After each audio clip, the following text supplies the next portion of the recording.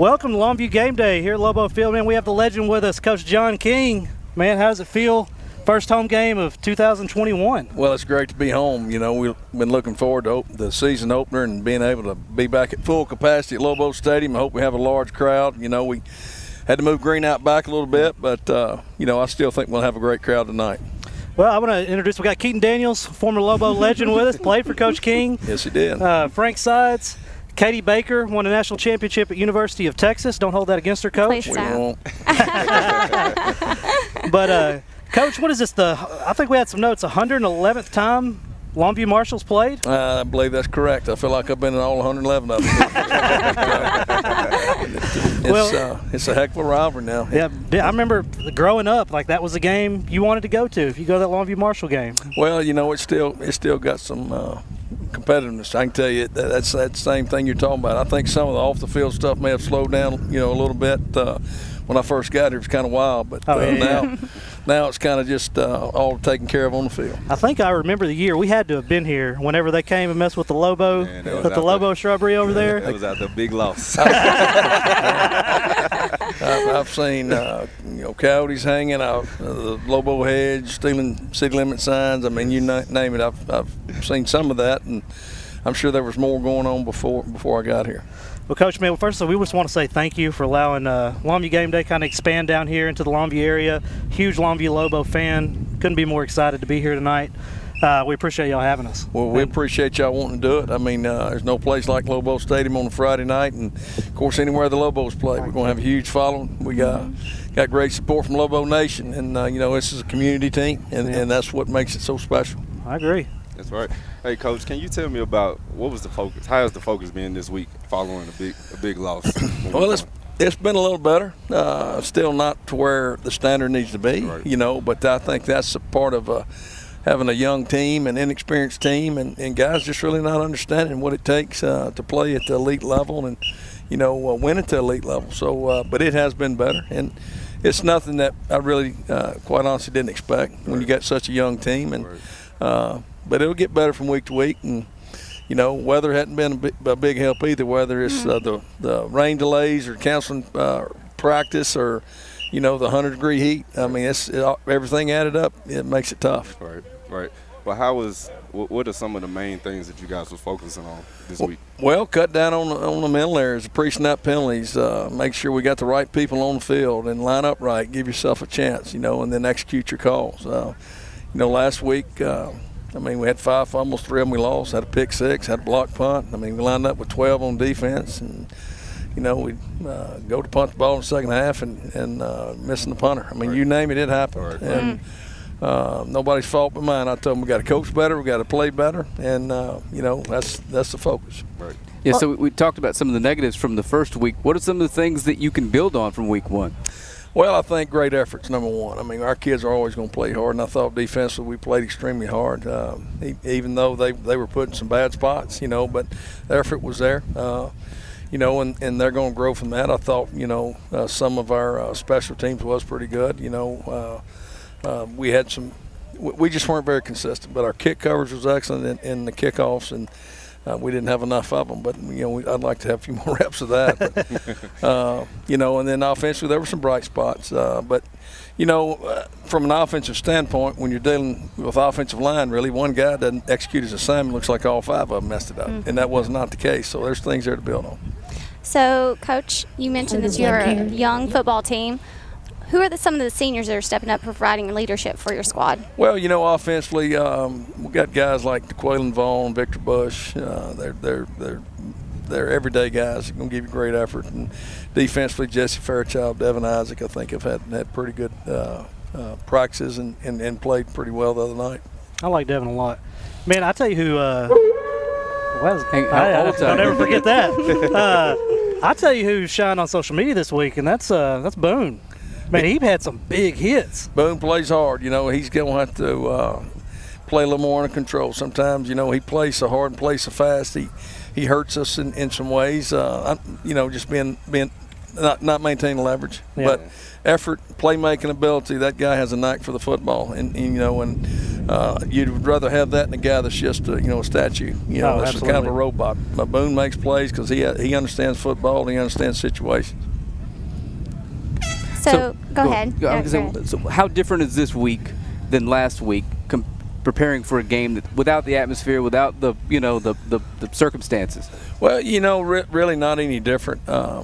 We're a week-to-week team. I mean, we don't put too much stock in any one game because we play so many big ones. And, every time we take the field, we're going to get everybody's best shot, and you better be ready to play. Now, you can't play it Monday and Tuesday, and expect to keep the same intensity throughout the week because you won't play Good Friday. It's my opinion. I mean, you got to prepare day to day. I'm not telling you got to go out there and walk or go through the motions, but every day matters, and how you prepare from day to day and week to week.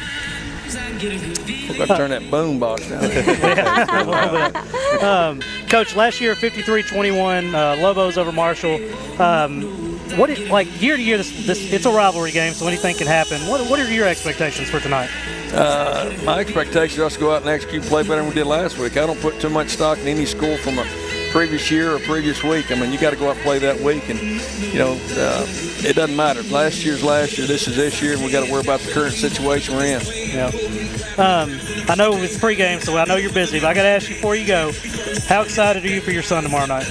Oh, I'm extremely excited, but we hadn't gotten to Saturday yet, so I'm worried about the Lobos tonight. But I'm sure once this game ends and that focus will flop to that. But I am excited. He's earned it the hard way. I know he's made a lot of people proud in this community and from Longview and East Texas. So I hope he goes and plays well, and the Aggies find a way to win. Yes, sir. I think they will.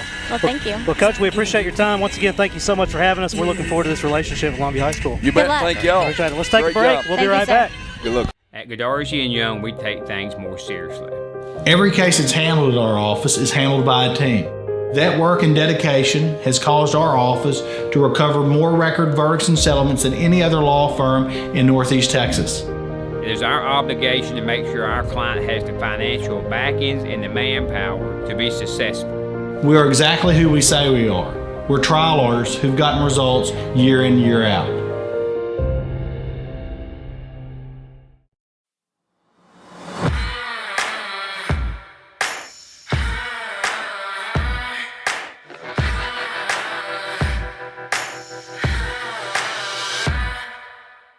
And now at OR, we want to buy your used vehicle and we'll give you guaranteed top dollar for yours. And if you prefer to trade, even better, with massive savings on every new vehicle at OR Cadillac GMC in Longview.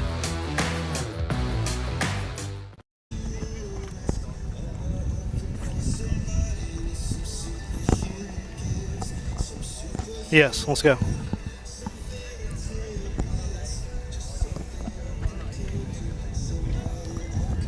Welcome back. I'm Morgan Smith, president and owner of the Gamday brand in Texarkana, Longview, Rockwall. Got my man Frank Sides down here with us. He's, what are we going to call you? We ain't come up with a title yet. CFO. CFO, I don't know about that. Frank's running the Longview area for us. We have two of my favorite ladies in the entire world with us. We have Katie and Lizzie Baker. Known them since not grade school, but high school, I guess. High school, yeah. Yep. Katie and Lizzie both were Mac Brown's assistants at University of Texas. Kind right? of. I was an athletic trainer. Okay, all right. Katie has a national championship ring. Show it off. Yes, there. Yeah, she doesn't really wear it. That's what I found out. So she's going to gift it to me at some point. And we have Lobo legend with us, Keaton Daniels. Me and Keaton played ball. What was that? 02, 01, 02-ish? 01, 02, yes. Joel said he's going to catch me at a Cowboys game this year. And I was like, man, I might bring Keaton with me for that one. I'm coming all day. He's just big. I almost blocked him on Facebook several times. He's such a big Philadelphia fan. Yeah, I don't what's know going how on? he's a fan of. And they messed around and won one Super Bowl. And now you can't tell them nothing. They're going to talk about that for 80 years. Oh, no joke. But we want to tell a little bit about what we do and what Game Day is. And, Game Day kind of started, we, own a marketing company, and we thought, man, we could probably do a lot with high school sports. And it just kind of took off for us. We promote and find different ways to create exposure for athletes in high school and the players that go on to college. We follow them through their college careers and, hopefully professional careers as well. It's been a lot of fun. I can say when we started it, we really had no plan of just we're just going to do it, and it just kind of happened, and never would have expected it to kind of do what it's doing. But I don't look forward to anything more than I do a Friday night. It's fun. It's so fun. I remember the first time you're like, hey, you want to come and just talk about some games? I was like, yeah, I'd love to do that. I underestimated putting, kids and parents and promoting their kids, how exciting that would be. I didn't know. But being from Longview, I cannot tell you how excited I am to be covering Longview High School. Yes. I mean, even from day one, it was kind of the dream if we could make that happen. But Katie, Lizzie, y'all been with us since year one. Mm-hmm. What are some of the experiences that you would like people to know about what's coming for them? Lizzie, you want to go first? Oh, I'm excited for the community to get to know the players better and interact with them behind the face mask, and to get to know the kids in the stands and the band and the drill team and put a more personal face on that. Absolutely. Just to add on to that, you get to know a lot about the coaches and what goes into that and the time that they spend with other kids, not even their own. And I think it's just really special that they get an inside look within this program. Yeah, we don't just cover athletes. We do cheer, dance, band. Absolutely, everything. We'll cover all sports, male and female. And, Longview is just it's just a different kind of thing, I guess. I was telling Frank, I could be covering the Dallas Cowboys this week, and I wouldn't be more excited than I am to be at Longview High School tonight. I'm excited to see the band. It's been a long time since I've been to a Longview home game. I mean, probably going back to 02, 03. It's been a long time. So I'm really excited tonight. See a bunch of people I hadn't seen in a long time and see these Lobos ball out. Especially it's against a big rivalry game like Marshall. It gets no bigger than that. It's electric here. It's always a big-time atmosphere. Any home game, anytime Longview is playing, the city is going to shut down. Oh, yeah. Longview, it's like following a college football program. I'm just waiting for Top's drop to hit these speakers. I'm out. Overall record in this particular series is 64, 42, and 5. I don't know who's messing around tying. But let's see here. What kind of notes we have here? Longview favors after being down 18-3-1 to start the rivalry. Wow. Marshall's balling back in 1909. But in all seriousness, best of luck to these teams tonight. We're here. We cover all high school football, but we're here for Longview tonight. Wish the best for Marshall, but Longview's just different. I'm happy to be here. Yeah, excited. I'm looking forward to it. Just the community has kind of embraced us already, and we're just kind of getting started here, and the kids are starting to get used to us being around, and the cheer team, the volleyball team, the tennis team, the golf team, I went and saw them just being exposed like no previous school before has. It's just, you can see the light in their eyes. They're loving it. I could tell the access we got last week was different than we normally get. Every time we go to the Star, it's just like, who are you? What are you doing here? You walk in with a Rockin' L on the shirt, and all of a sudden it's, hey, all right, y'all right through here. Right through here. Can we get you anything? Do you need a water? VIP. And the experience last week was amazing. I've never personally been that close to Jerry Jones. I thought that was neat. I didn't know the Dallas Cowboy cheerleaders were coming out. I don't think the drill team did either. So they were caught off guard. It was super exciting. Yeah, it really was. And if I could give you my one experience from there is Jerry Jones, his jacket's too big. Find a new tailor. But, there were some bright spots last week. The quarterback, the 53-yard rush, I think it was. It was Jordan Allen. Jalen Hill was double-teamed all game, which was kind of frustrating for me to see. Denton Ryan, double-teaming somebody. I understand why they did. But still, he had 4 catches, 64 yards, being double-teamed by one of the top cornerbacks in the nation, if I'm not mistaken, which is odd to me. Imagine if somebody was like, hey, Keaton, we know you're good. We're going to put some double coverage over the top of you, and you're committed to Texas. No. You know what I mean? What are y'all doing? No way. But that just shows how great Jalen is, and to only just be a junior. And he has that frame. He has an NFL frame for sure. Yes. I foresee that happening a lot in his future. That's how they're going to have to cover him. It's just odd, though, that, when you have a cornerback is equally his height, to still put double coverage over the top. That shows what a threat he is and how quickly they can put points on the board. One of my favorite players, Devion Isaac, number 2 on defense. He had a great football game. And my new certified, y'all got to start calling him hit stick, to Darian Boone. This kid is made for highlights. Yes, I know Coach over here talking about it needs to slow down a little bit. We don't want none of that. If y'all hadn't seen it, go back and look at some of our previous posts. Find it. This kid is out here lighting everybody up. He is. Big time player. So I've got to tell you, I'm only going to be on for this segment, then I've got to head upstairs. But if you're watching and you think this Lobo team tonight is going to look like the one last week, I've got a surprise for you. Completely different football teams tonight. I assure you that. Yeah. They're going to come out just fired up, and they're home against Marshall. We're here. The crowd's piped. It's just going to be. It's going to get wild. I mean, let's make no mistake about last week. Denton Ryan is that good. I mean, let's give it. Nobody. I don't think even if they go 6. Let's say they were playing 6A level and they had to play. I don't know. Let's say Duncanville, Allen. I don't even know what their schedule. Let's just say they were playing. They could play with those guys. They're competitive. Like that. That is one of the best. I remember saying last year. That's the best 5A team I think I remember seeing in quite a while. And somehow I think this team we saw last week may be better. Oh, that's something else. That number one linebacker in the nation. I think we had 16 Division I athletes on the field at one time. Not at one time, but you know what I mean. It's just both sides of the ball. It's just nuts. But shout out to Denton Ryan. They got a good thing going. And hey, we may see part 2. Hopefully. I think we will see round 4. Yeah. I think we'll see it. Different outcome. That's right. But there is like Coach said, there's a big difference in experience. And Longview's a young team, and Denton Ryan has a ton of experience right now. Oh yeah. With the young team 2 years from now, that's going to be a totally different story. Each week they'll just get better and better, and you'll see the progress. Oh yeah, definitely coming off of a big time loss like that. A lot of these kids in high school, they haven't lost a game. Yeah. So for them to actually get hit like that, like that, they're ready for this week. I guarantee you. I guarantee you they're gonna come back. It's just when you think Lobos, I've always thought like that's the standard. Right. And I mean we'll see it tonight. In my mind, it's gonna be a show. For sure. And they were on a big stage last week. You've got that youth, and you're at the Star. I mean, you're gonna have. I love it when coaches do that. Like this is what makes me love Coach King right here. Like this dude will play anybody, anytime, anywhere, and if you don't believe me. He played Denton Ryan last week.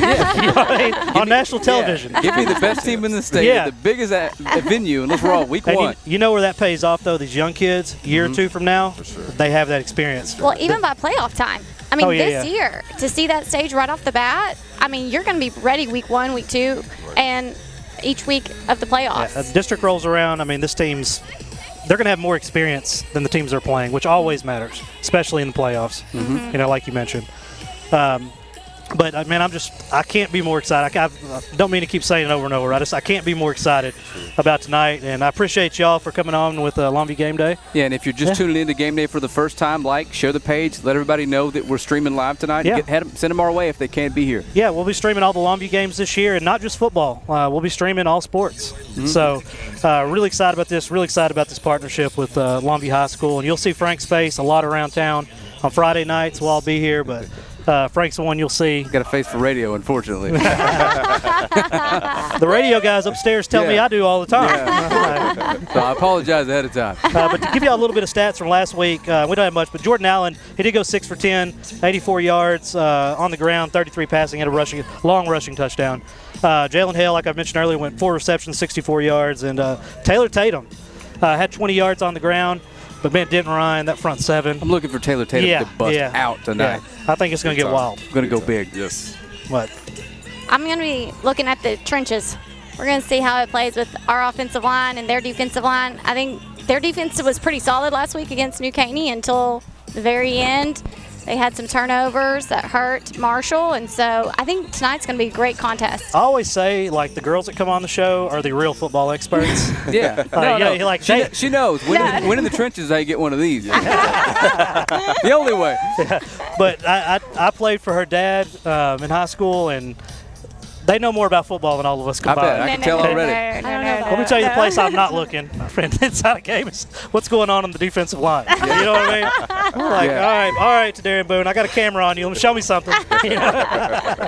Devion, don't miss this tackle. But man, couldn't be more excited. If you're watching, please share, like our page, share this post, and invite your friends to follow Longview Game Day. We're going to be doing a lot of cool things in the community. We give back to the kids a lot. It's going to be fun to see these kids get a lot of shine.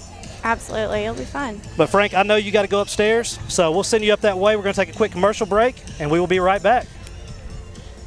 Don't fumble when you're looking for your next trailer. At RJ Trailers, we got the hookup. Cargo Mate, Hallmark, Text Line, Diamond C, We've got the inventory selection to get you into the end zone. Step into savings with R&J Trailers. Don't pass up on the best deals around. R&J Trailers in Longview and online at rnjtrailers.com. We've got the hookup. Get in the swing at Nippet Golf Indoor Golf Center. Whatever your skill level, you'll have a ball. Or relax in our clubhouse. Work on your game. Play where the pros play. It's the perfect spot for fun with family and friends. Or any celebration or special occasion. Tee it up, East Texas. Book online or walk in today. Nippet Golf Indoor Golf Center. We are back. We added first phone call to game day. Tony Langford with us. Appreciate you making the trek down from Texarkana. Be on with us the very first time in Longview. Yes, sir. And excited about it. I think it's going to be a long season, and I'm excited to be here. Yep. And my man Jake Poole down here with us. And we found out we played football at the same college. Somehow don't know each other. That's right. So you can see he got to play and I didn't. Morgan, I didn't know you went to college, man. Yeah, for a little bit. Turned out all right. Yeah, no doubt. Thanks for putting me on blast, though. You didn't graduate high school. That's a true story.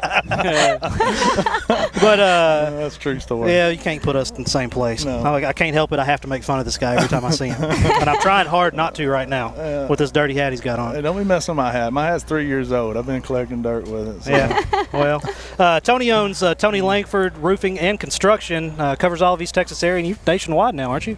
Yeah, I'm not nationwide. I just cover a big area. Cover Dallas, cover Shreveport, cover Fayetteville area, stuff like that. We're just now branching out, getting out in other markets. So. Yeah. Well, Tony's been a sponsor of Texarkana Game Day, man, since literally the very first day, and has helped us out a lot in Texarkana. And we appreciate everything he's done, and appreciate you coming on sponsor down here in Longview as well. Absolutely. Appreciate it, Morgan. Yeah, man. Appreciate you letting me. I see the signs in the neighborhood around the town. Yes, so. ma'am. That's his dad. That ain't him. Don't let him fool you. Don't let him fool you. Don't let Tony fool you. I mean, I'm the real Langford roofer. No, Tony's dad is the real roofer. He sent us a certified letter one time telling us Tony Langford is not the Langford roofer. If y'all keep saying this, y'all are gonna have problems.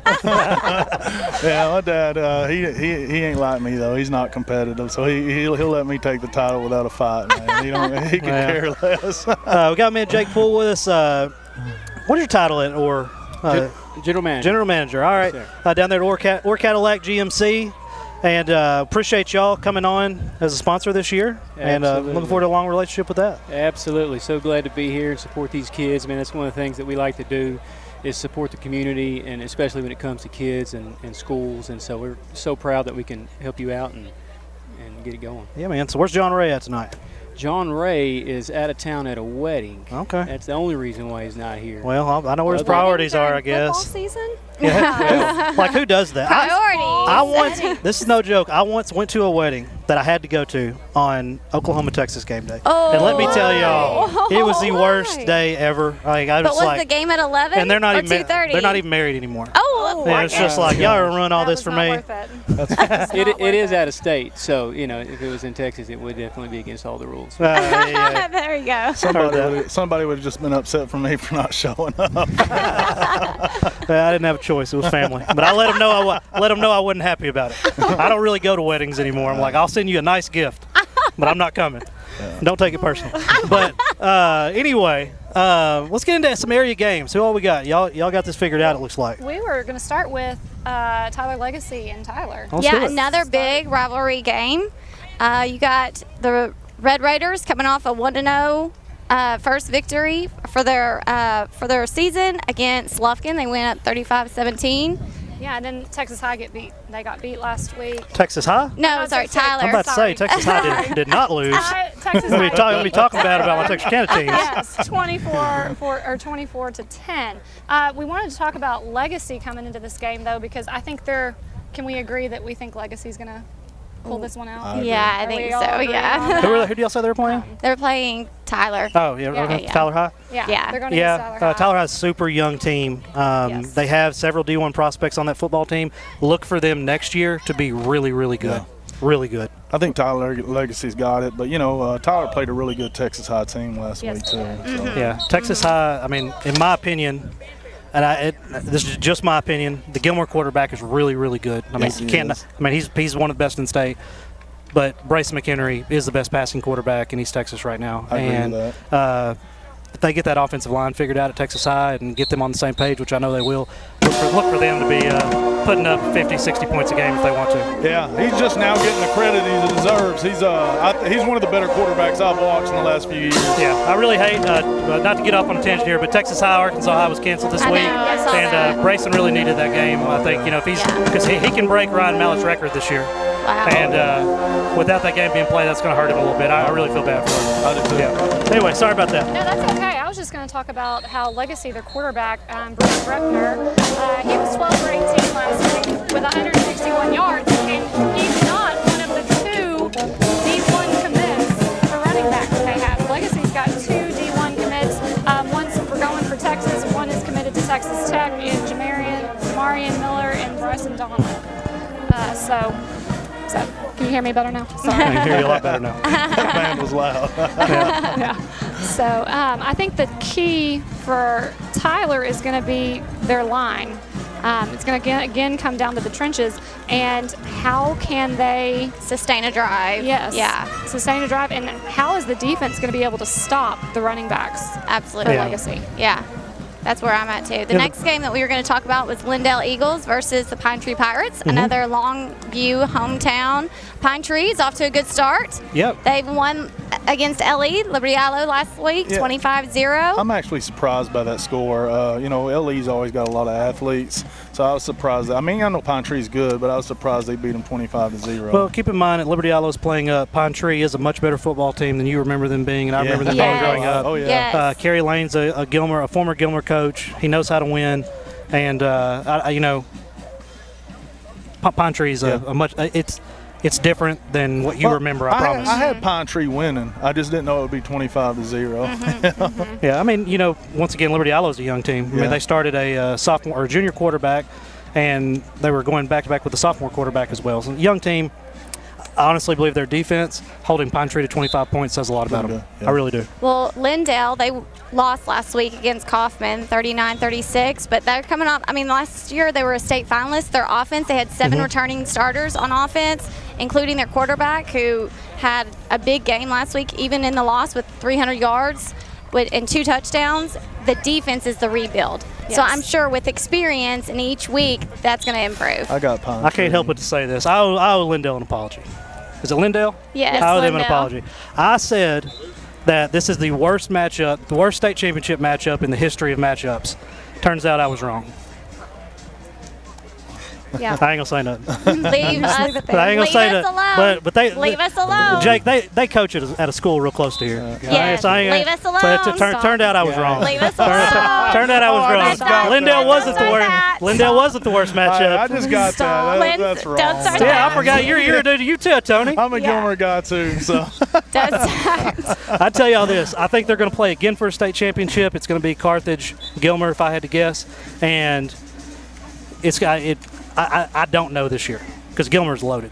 Gilmer's loaded and returned a lot of people. Carthage lost a little bit, didn't they?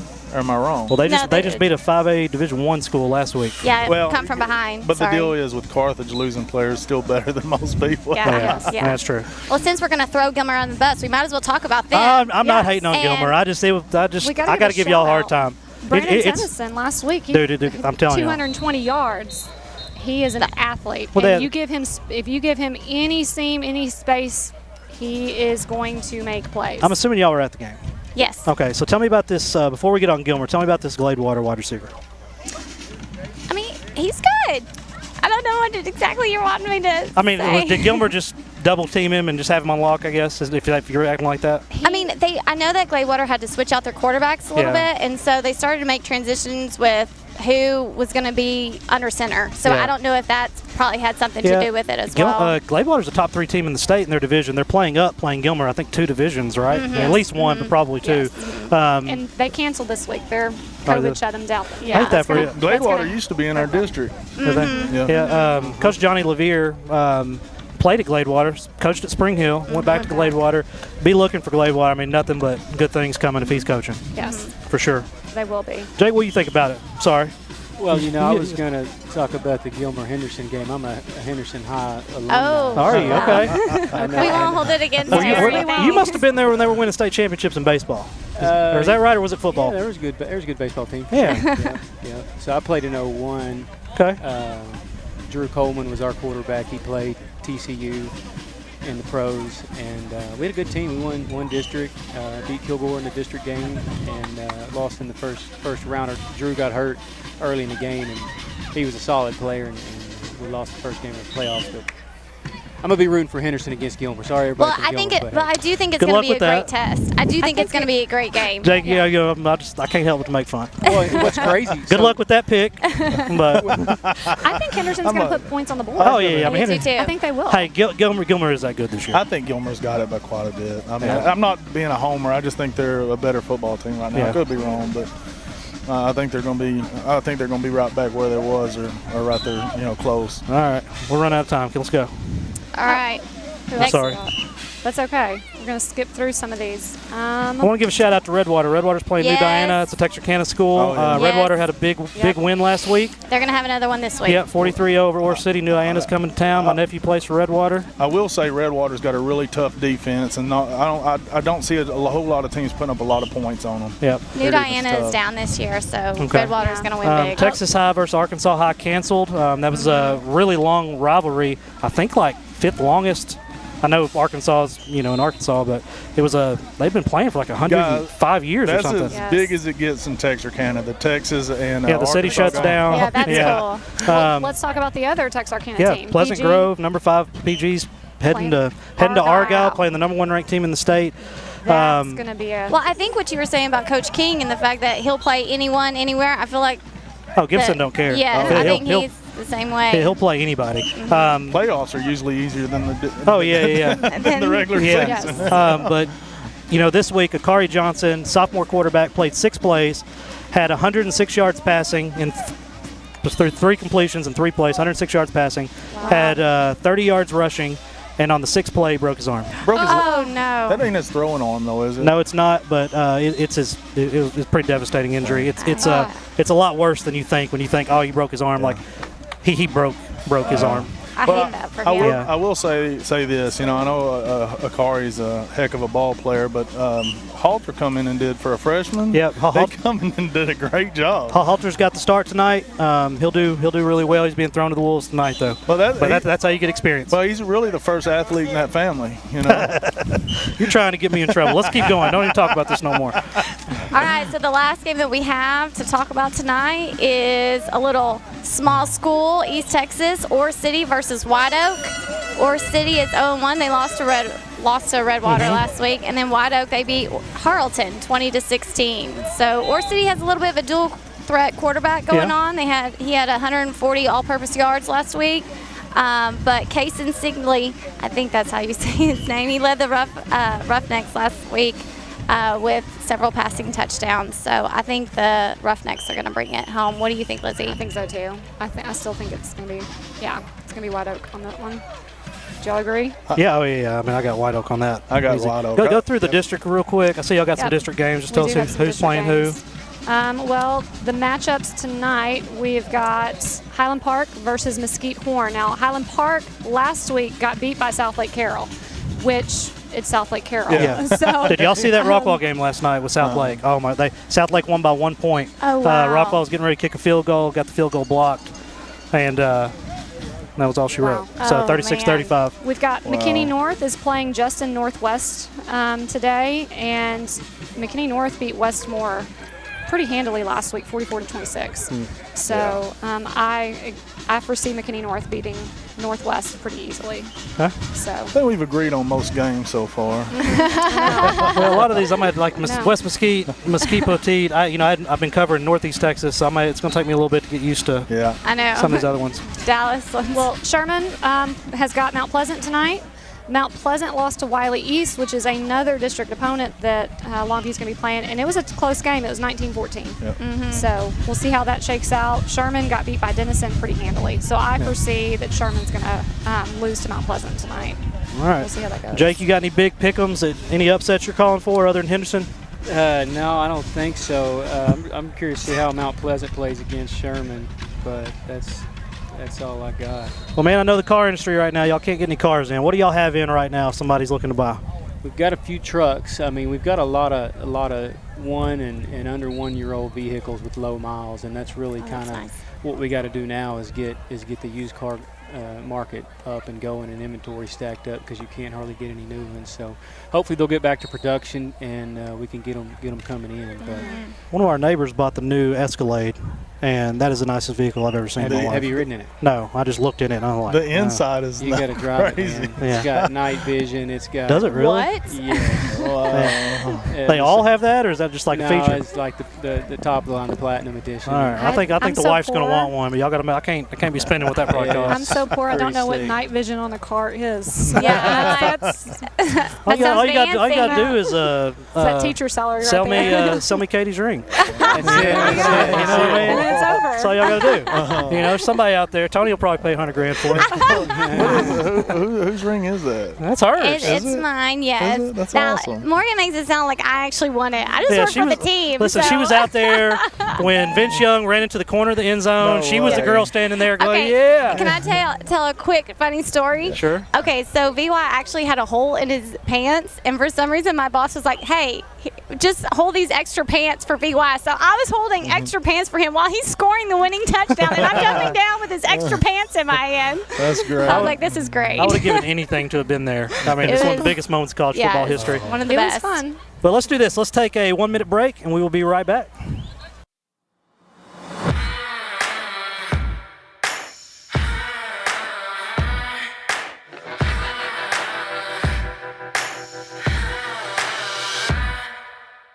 And now at Orr, we want to buy your used vehicle and we'll give you guaranteed top dollar for yours. And if you prefer to trade, even better, with massive savings on every new vehicle at Orr Cadillac GMC in Longview. Over the last 10 years, our office has achieved many record verdicts and settlements. Our commitment has always been to outwork and outfight any opponent we have in whatever courtroom we find ourselves in. At Godarzi & Young, we have settlements and verdicts that are unmatched. Whether you come face to face with the corporation or the insurance company, they know that if they don't justly compensate our clients, they're going to have to face the Godarzi & Young trial team in the courtroom.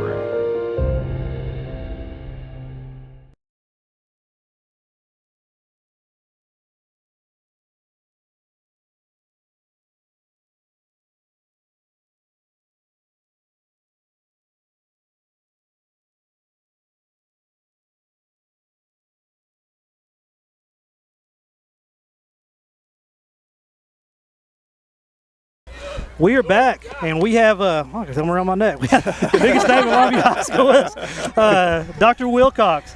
Man, appreciate you taking time to be here with us. You bet, thank you. And I've been doing some research. We're coming back to Longview, and man, you have a lot going on here. You have a lot of great things to be proud of. Yeah, we really do. The first thing I saw was y'all are cutting tax rates every year, it seems like. I've never heard of a school. I need to move into this district.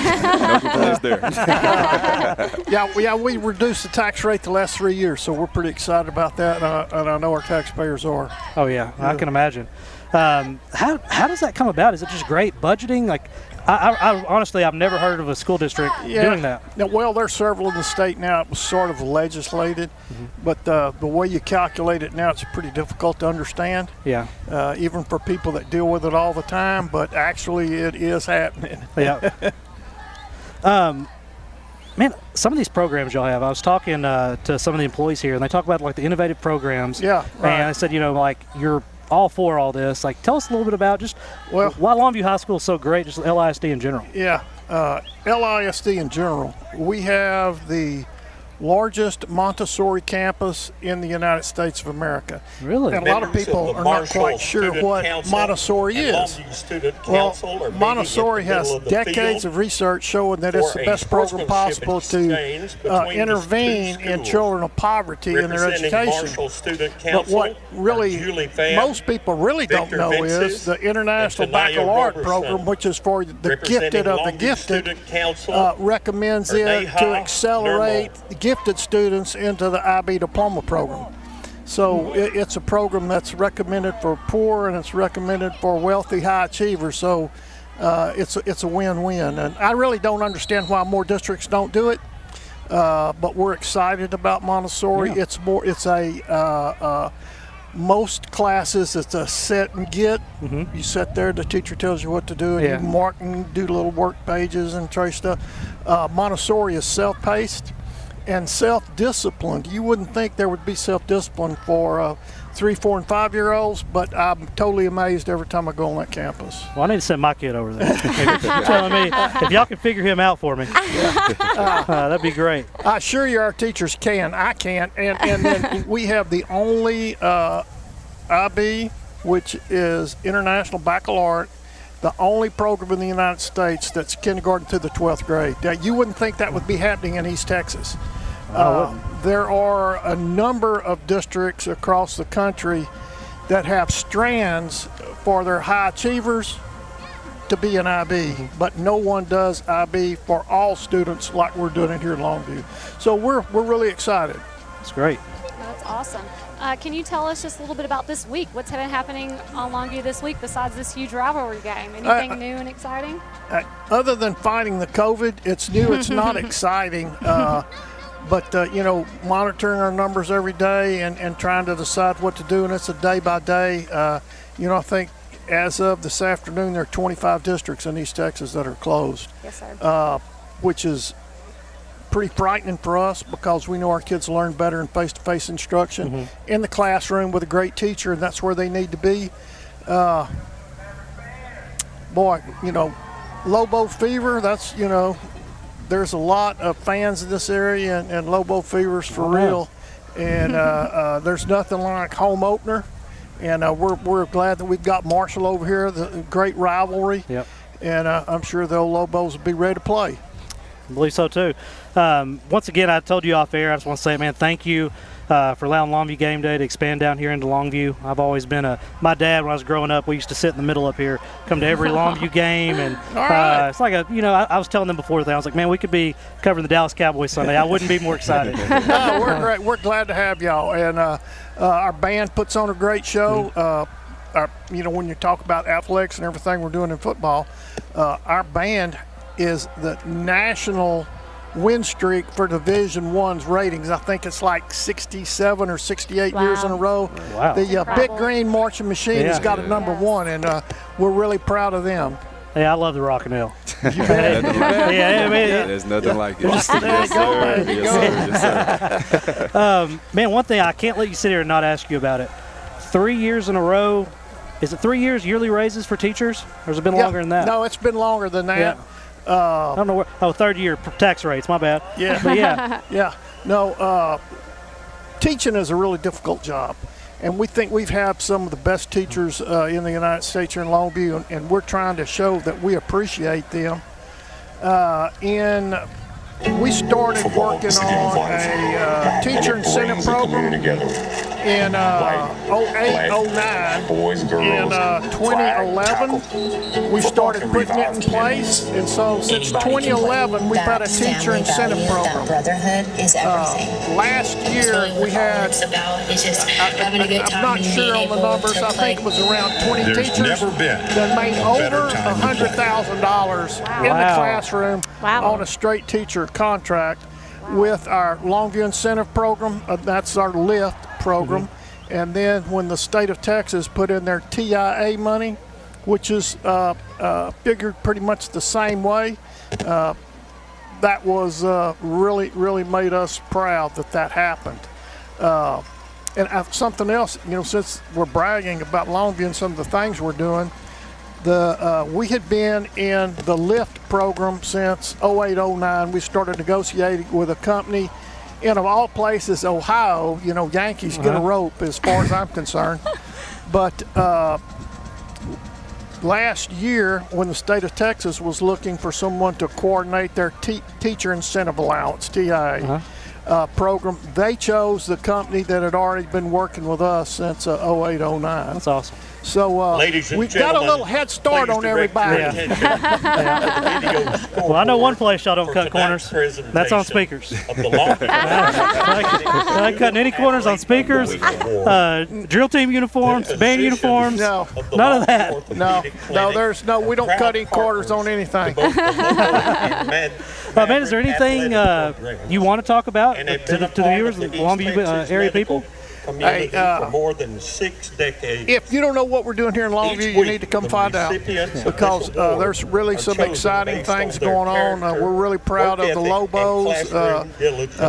Haynes King is going to be under center for Texas A&M tomorrow for the first game of the season, and we're proud of Haynes. I'm excited. I was here the day they took that picture of him carrying Joel's pads, was it? Yeah. Yeah, I was like, man.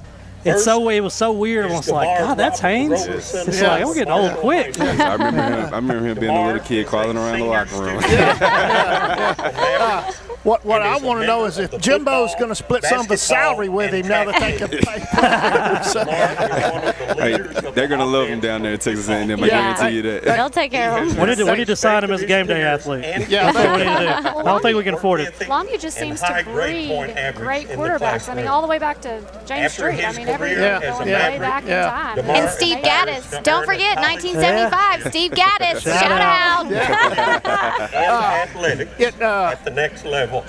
If you're going to play Lobo football, it's in you of Longview High from School. birth. They grow up, our Little League teams around town, they know if you're going to be a Lobo, you're going to have to work hard. Baseball and John King's going to put the best players on the field, and they know that. And it just, if you're not a competitive person that wants to really get out there and achieve and be number one, where he ran you never come out for Lobo football. You just don't do it. Yeah, that's true. I mean, Coach King said it best himself. It takes a different breed to be a Lobo. I don't know if I've ever heard a more true statement. I mean, it's hard. It's hard being a Lobo. You start when you're a kid. I mean, you got to give these. I remember when I played Little League coaches. It was serious. It wasn't nothing against football now, but in our year, like the football my kid is playing is not the football I was playing. Yes. No, they're having fun. I don't remember. I mean, we had fun, but I don't remember it being fun. It was something serious, and that's what it is. Like, you're being prepared to be a Lobo. Right. Then you get in the middle school programs; they're top notch. And when you get to high school, it's serious. Yes. Yes. When I was younger, there was always a saying, "Only the strong survive." And so, coming out here on Friday night, seeing the atmosphere, and knowing what it took to be a Lobo, you always want to bring that out. Yeah. And you take that into the community once you graduate, too. For sure. Oh, yeah. For sure. There's so many, even when we announced we were doing Longview, there's so many players that I just forgot I knew that reached out, like, man, this is awesome. Glad y'all are doing this. I wish we had this exposure when we were playing. And it's nice to hear from those guys. And, like, these guys, years down the road, they'll be able to come back, watch their games, see their highlight reels, the whole 9 yards that, just wasn't there 5 years ago. No, it wasn't available. You can stream your game anytime you want to. This is a 1942. But we'll do shows based just on Longview High School and their players, teams, coaches. It's going to be a lot of fun. Yeah, We're really excited. Will be. And John King's going to give you a great product every night. Oh, I know. Hey, that guy's golden in an interview. Yeah, no, he is, man. He is. We've yet to have one that wasn't great. Yeah, and he can always pull up some kind of down home stuff that everybody relates to. That's what I love about these coaches that have been coaching forever. Their stories are so good. And they don't ever remember when they have a big win. Like, there was this one time we got beat at one point, Well, I mean, you beat them every other time. Yeah, but there was that one time, My dad can still remember junior high games that he coached in 1985. It's ridiculous. His position is listed as Well, man, we won't keep you long.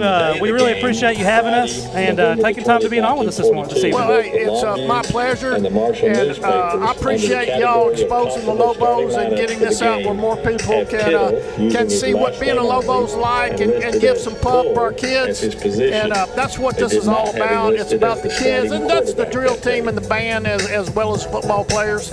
And I just appreciate y'all doing this and so letting much. Longview be a part. Appreciate it, cuz. So let's do this. Let's take a quick break, and we will be right back for our final segment for kickoff. It's a new season. And at Sport Clips, all of our stylists are clean certified and guy smart. So come in and get yourself back in the game with our legendary MVP experience. It's a mancation with our hot steam towel, relaxing shampoo, and a winning cut. Check in online and walk out with confidence. Sport Clips, it's good to be a guy.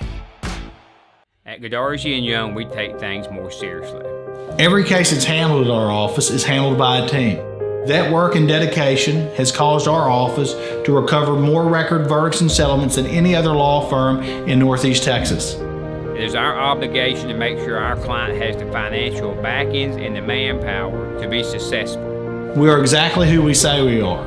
We're trial lawyers who've gotten results year in, year out.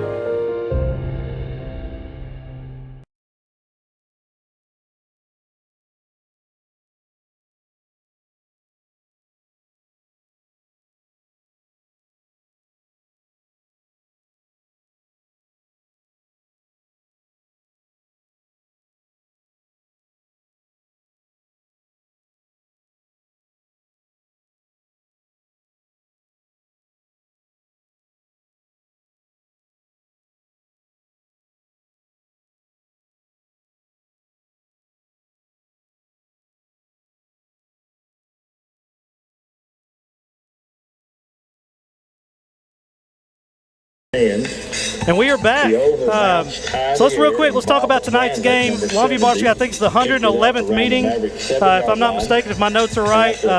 First game was played on Thanksgiving Day, 1909. Ended in a scoreless tie. Worst way to start a rivalry game. Overall record, 64-42, 5 ties, Longview's favor. 2020 score, 53-21. You know, from what I saw, I know y'all watched a little bit of film on Marshall, right? Sure we did. Okay, yeah.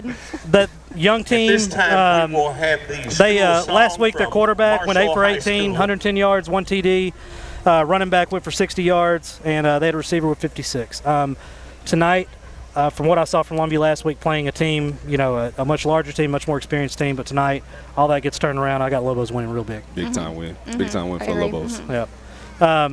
I think both quarterbacks have a big night. I think Jalen Hill might get in for 2 touchdowns. Taylor Tatum's going to go absolutely off. Devion Isaac, I see him having a 10-plus tackle night, and I see my boy Boone just solidifying his hit stick nickname for me and getting a bunch of highlights for me. For sure. I don't take anything away from Marshall, but I got Longview also. Yeah, nothing against Marshall. Just I think Longview tonight is their night. Yeah. I think for Marshall to be competitive, they're going to have to force turnovers tonight, and I'm not sure if that's going to happen 2 weeks in a row. I don't think Longview is going to let that happen. One thing to be on the lookout for, if they're going to double team Jalen Hill, be on the lookout for the other big receiver. I like that kid. Jatavian Wright. Number 80. Yes, yeah, he's a big-time kid. Yeah, dude looks legit. Go catch everything. Plays legit. Yes, sir. And he's not a kid I saw last week. He catches the ball. He's not stepping out of bounds. You're going to have to come get him. Yes, sir. I like it. I like football being played that way. But let's do this. We appreciate everybody watching our pregame show, and we'll catch you next time. But we're going to take it up top. We're going to give you all the pregame festivities here. And thanks for watching Longview Game Day. Go Lobos.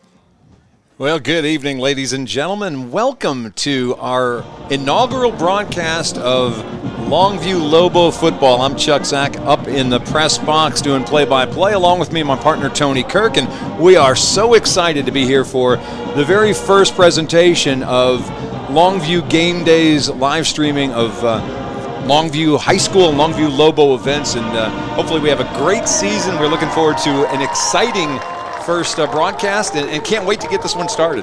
What a great omen. We come in right when the school song's playing in the background. Gets no better than that, and we're pretty jacked up about game day coming to Longview. Gregg County's going to get to experience something we've witnessed the last couple of years up in our neck of the woods, and I think they're really going to appreciate the fact that game day is a game changer when it comes to coverage of high school athletics. You know, everything changed last year, obviously. COVID changed everything. Couldn't go to games like we wanted to, couldn't sit in the stands, couldn't watch our kids, our grandkids, whatever. And that little bobble in history may have changed history, where these live streaming events have now become really all the rage. And we're so excited to be able to do this. And you mentioned our neck of the woods. For folks who are checking us out for the very first time, you and I, Tony and I, have been together for 20 years calling ball games up in the Texarkana area. We have done Pleasant Grove Hawk stuff. We've done Arkansas High on the other side of the state line, Razorbacks football and baseball and basketball, some Texas A&M Texarkana College stuff. And so we got lots of time in the booth. It's just been a little bit to the north, and we're very excited, very pleased to be down here in Gregg County and in Longview, and to see exactly what we keep hearing about how amazing it is to be in the middle of Longview Lobos football. Well, we know it's going to be outstanding because we know very few places in the state have the fan support, the tradition, and really the winning ways of the Lobos. And so we're excited this season to get to cover Lobo football for game day, and I know the folks here in the community are going to appreciate the total coverage that game day is going to provide on a regular basis. Not only for football, but throughout the school year. We can't be here all week long. Obviously, we still live up in Texarkana and have jobs up there, but you're going to see game day folks all over the campus here Monday through Sunday, basically trying to get film of drill team, of cheer, of other events, volleyball, cross country, tennis, basketball, baseball, softball, you name it. We're going to have folks on campus getting interviews, getting video of stuff, doing some more live streaming events. There's lots going on, and this is really just the beginning of it. So hopefully you enjoy the ride with us. We're looking forward to a great football game tonight. We couldn't have picked maybe a better football game to be able to call for our first broadcast, but one of the longest standing rivalries in the state of Texas between the Lobos and the Marshall Mavericks. We got to go back 112 years to the very first time these guys played back in 1909. They have been doing this now for what seems like a few lifetimes. More than a century worth of this, 89 games in a row. They took a break in 1932 and some earlier years before that, but 89 consecutive games these guys will have played by the time we get through this one tonight. This is the 106th meeting, and you may ask yourself, well, wait a minute now, it's been 111 years. They didn't play 4 or 5 times or more. How can it be 106? They had double games all the way from 1910 through 1916. They played twice a season to get us to the place where, even missing some years, we're at 106 games between the two. That would sound crazy, but just a couple of years ago, Longview had to play Lufkin a couple of times in back-to-back years. So as strange as that may sound, that happens every so often now, where you have to find that extra game. And with these two being so close to each other, it's awful handy to have a rivalry. And for those who weren't around in 1909, the first game was scoreless. We had a shutout on both sides, a 0-0 tie that very first year. And in fact, for the Lobos, that was their first ever game. They went 0-0-1 in 1909. The Mavericks went 0-1-1 that year. So a little trivia for those folks who are Longview fans. They were short seasons back then. They didn't play many. They got one and decided, you know what? That's enough. Let's try this again next year. This series has been all Lobos the last 20 years or so. They lead the series 63 games to 42. There have been 5 ties in the middle, and we just told you about one of them. But the last 5 games have really been all Lobos. 56-7, 41-7, 60-14, 53-0, and last year 53-21. The last time the Mavericks won a game in this series was 6 years ago, the 2015 season, a 28-25 win. It's the only time that the Mavericks have beaten John King since he has been the head coach here at Longview. He is 16-1 against Marshall over the last 17 years, and he's looking to try to make it 17 as his team and the Mavericks both looking for their first wins of the season this week. Yeah, and Longview has obviously been very good under Coach King, but that doesn't mean Marshall's been bad. Marshall's been pretty good the last half dozen or so years. They've had some outstanding years when Coach Mathis came over from DeSoto. He had a good run, and his offensive coordinator's taken over, and so they expect continued success in Marshall. But as you say, this has been a special time for Longview Lobo football under John King. This is like being the Green Bay Packers and the Chicago Bears. The Packers have been lucky to have one or two quarterbacks over the last 30 years, and the Bears have a ton. Yeah. Over the last 17 years, John King has been the coach of the Lobos. The Mavericks have gone through 6 different coaches. This is a 6th one in Jake Greedle, and only one had a chance with a win, and that was 2015, and that was Clint Harper who got the win, the former coach of the Mavericks, who had a lot of family connection to Longview back in that one. A very emotional win for him in 2015. But I think they've had like 3 district championships in that time period, Yes. and so it's not that they've been bad. Obviously, little different weight class these days. Those like myself who are a little older remember when these were the big schools in the state, and they played at the highest level. Now, with the split divisions, not district opponents anymore. You wonder about rivalries. We've seen up in Texarkana this evening was supposed to be the Arkansas High-Texas High game that did not get played because of a cancellation from Arkansas side, worried a little bit about COVID, and we wonder now if that long-standing series, which is about as long as this one, may be done. Hopefully this one between Longview and Marshall survives for another 100 years, and our great-grandkids are in here calling games. Well, certainly with the proximity and the competitive nature and success of both programs, one would assume this one's got many more years left on it. You would think. All right, well, last week we said neither team got a victory. Tough week for both of them. They both had bad quarters. I mean, all are very well documented about Longview's bad second quarter against Denton Ryan that led to the 40-7 loss. But Marshall as well had a bad, and it was really not even a full quarter. It was about the last 4 or 5 minutes. They had a 9-7 ball game late into that week, into that game against New Caney last week, and the last couple of minutes gave up a touchdown, had a turnover, 9-7 turns into 23-7, and it looks a lot worse than it was. Marshall was in that for the entire duration of that ball game before letting it slip away. But they're going to have to try to figure out how to get some offense, just like Longview is tonight. Lobos struggled last week trying to create any offense against a very good, obviously number 1 ranked Denton Ryan team. You figure they're probably going to look to pound the ball on the ground a lot tonight. I think establishing the run is probably the number 1 priority in John King's mind. Are we getting a game ball delivered via a parachuter, or someone just too cheap to buy a ticket to the game tonight? Is it Santa Claus? Is he I don't flying know, in but on us? I thought maybe he's bringing the game ball in tonight, as we have seen on a few occasions down through the years. But yes, a bad quarter spelled doom for the Lobos a week ago at Jerry Jones's Star. The Ford Star up in Frisco, Texas. And so, but other than that, if you go back and look at that first quarter, very competitive first quarter. A lot of things to like about the first quarter. Then things just kind of got away from the Lobos. Yeah, if you're John King, what you don't like is they put the ball on the ground 5 times. They lost 3 fumbles, including one of them down around the end zone, which maybe could have kept that game closer, maybe changed the direction of games. You never know how scores change direction of games. Yes, the second quarter got away, and that wasn't a happy occasion, but they figured to try to reload here against Marshall tonight. Again, they're fighting down in weight class a little bit tonight, and again, I would expect the Mavericks are going to face a lot of running game, and that probably means you're going to see a lot of Taylor Tatum.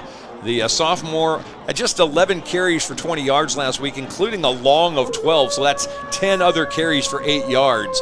That is not going to win you games, and the expectation tonight is he's going to get fed the ball a lot, and he's going to look to try to make positive yards tonight and really exert their will against a Maverick defense.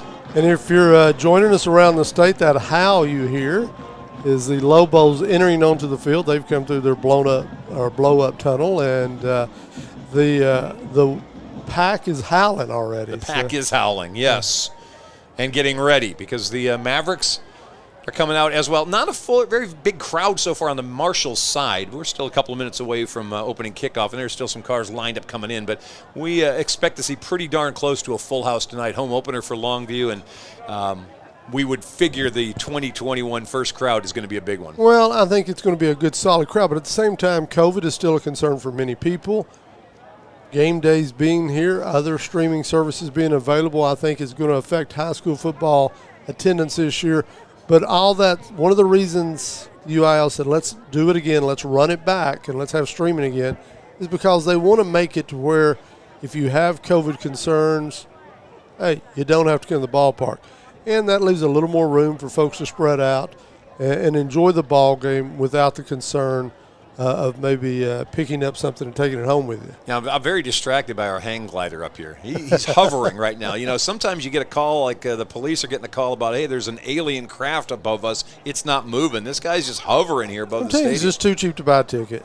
Or he's very COVID paranoid. He's doing an outstanding job of managing to keep that thing elevated, but he's still circling. I kind of feel we may be getting him on the field with a ball when he gets the thumbs up to come this way, but we'll see if he actually arrives or not, or if it's all just an illusion.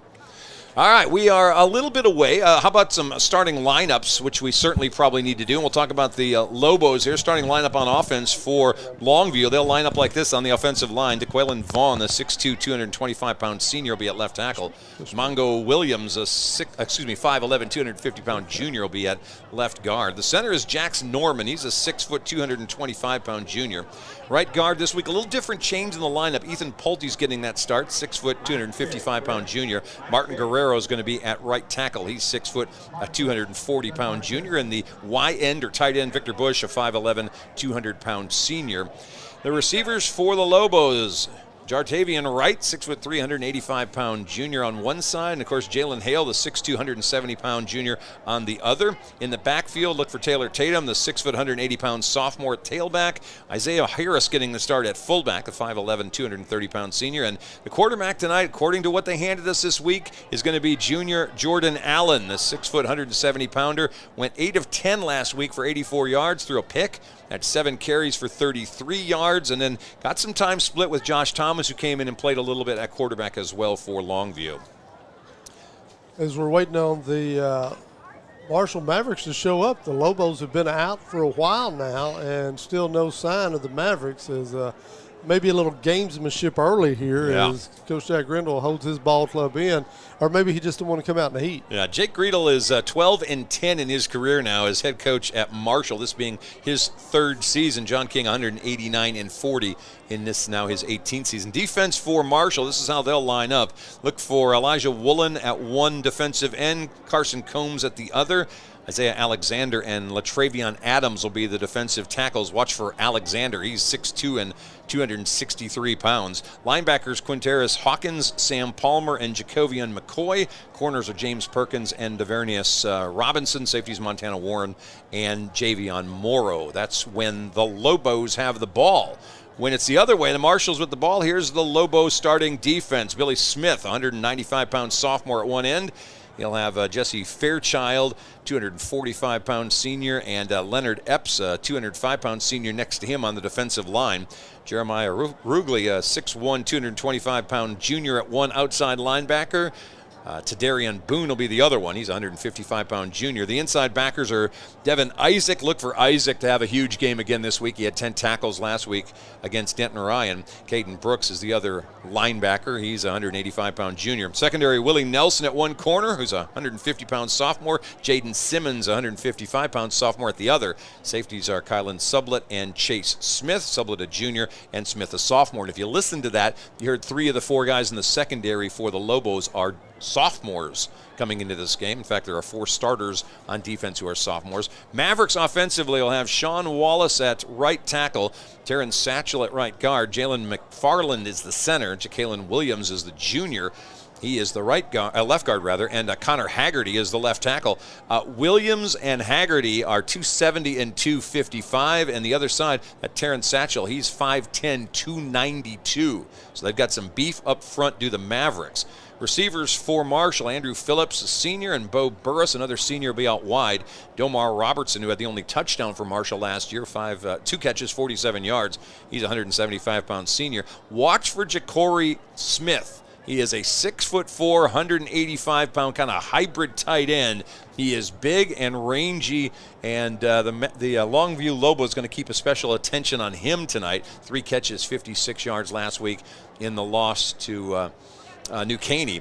The tailback is J.Q. Davis, junior tailback. He had 1 carry for 43 yards and then 13 others for 16. So we finished with 14 carries and 59 yards. And then the quarterback is sophomore Collier Sloan. Sloan, 8 of 18, 110 yards, threw 1 touchdown, but also threw 3 interceptions for Marshall last week. So there's your starting lineups for both sides of the ball. The Mavericks have decided to come out of the locker room after all and load up in their tunnel, and we're just a couple of minutes away from kicking off. I'm hearing that the hang gliders were around the Pine Tree game last week until dark. So these may just be people who are trying to avoid crowds. But either way, the crowd that is the Maverick football team has made its way into the tunnel, and they prepare to take off. And you can probably hear the crowd on the far side signal their entrance onto the playing field.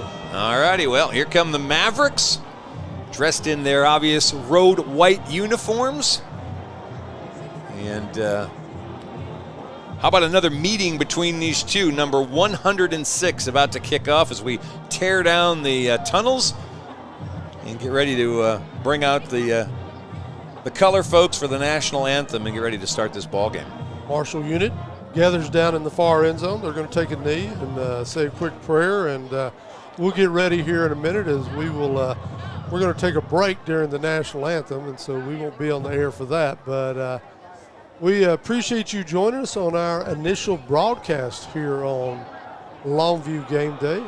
The officials have made the field tonight. This is a full officiating crew, 7 officials. You're going to have field judge and the side judge tonight, which that sometimes means you get a few more pieces of laundry out on the field. Typically your high school football games have only 5 officials, but in some of these bigger schools now we get a full 7.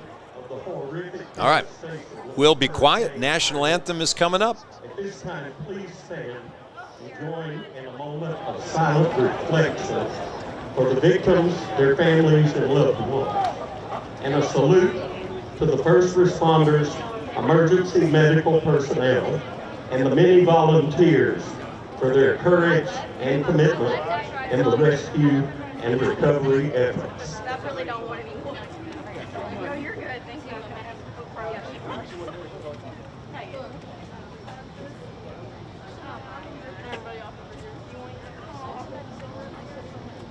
Thank you. And now the Lobo Band will play our national anthem.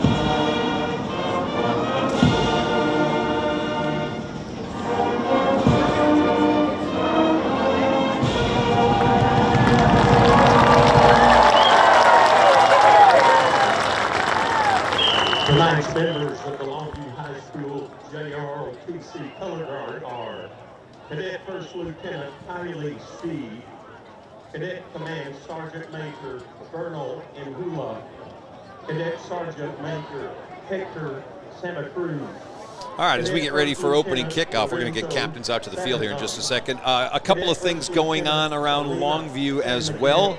Tomorrow morning, cross-country in action. Coach Randy Spears and his team are going to be running over at Laterno tomorrow, a sophomore-laden team. And tonight, it was volleyball down in Lufkin.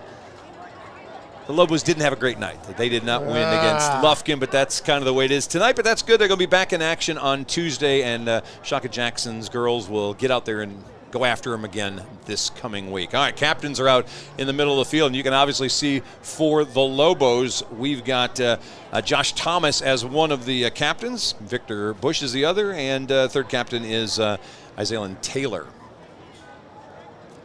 Getting ready for a little coin toss here. It looks like only one captain for Marshall. That is Domar Robertson. So you're seeing that. So he all by himself won the toss and deferred, and so Longview's going to get the football. He made the decision, I don't want the ball. Yeah, he's out there by himself. I don't have to confer, it's my call. As I said, we've got a full officiating crew tonight. I'll give you a rundown of our officials as we get ready here. The referee is Darren Lair. Our umpire is Lonnie Penwell. Head linesman is Nathan Simmons. Line judge Pat Smith. Field judge tonight is going to be Keith Posey. Back judge is Tito Javera. And our side judge is John Cannon for the evening. There you go. All right, well, Marshall's going to kick off. Very athletic back judge with the interesting Tito. Stretch. Yeah, Tito got it going on over there.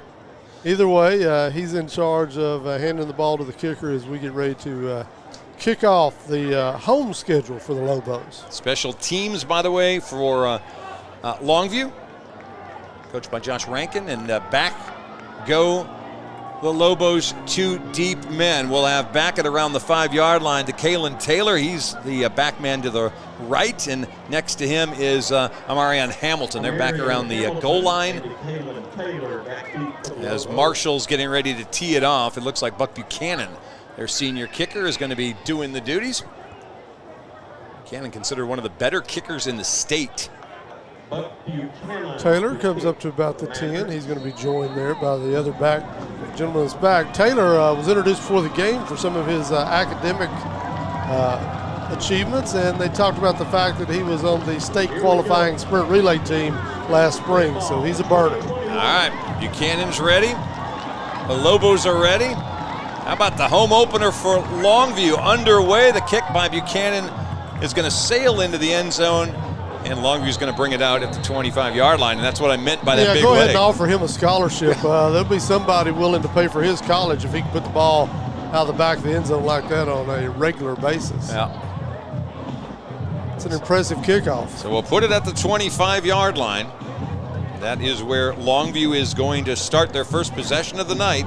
We had talked about the fact that the offense looks like it's going to be run as it was last week by quarterback Jordan Allen. Allen with a single back behind him will throw on first down. Up top, caught by the Lobos. That's Jalen Hale up around the 43, 44-yard line. And how about a quick first down for Longview? Well, some of you may be tuning in around the state just to see that young man play. He's one of the top juniors in the country. Outstanding receiver. That is not John King's M.O.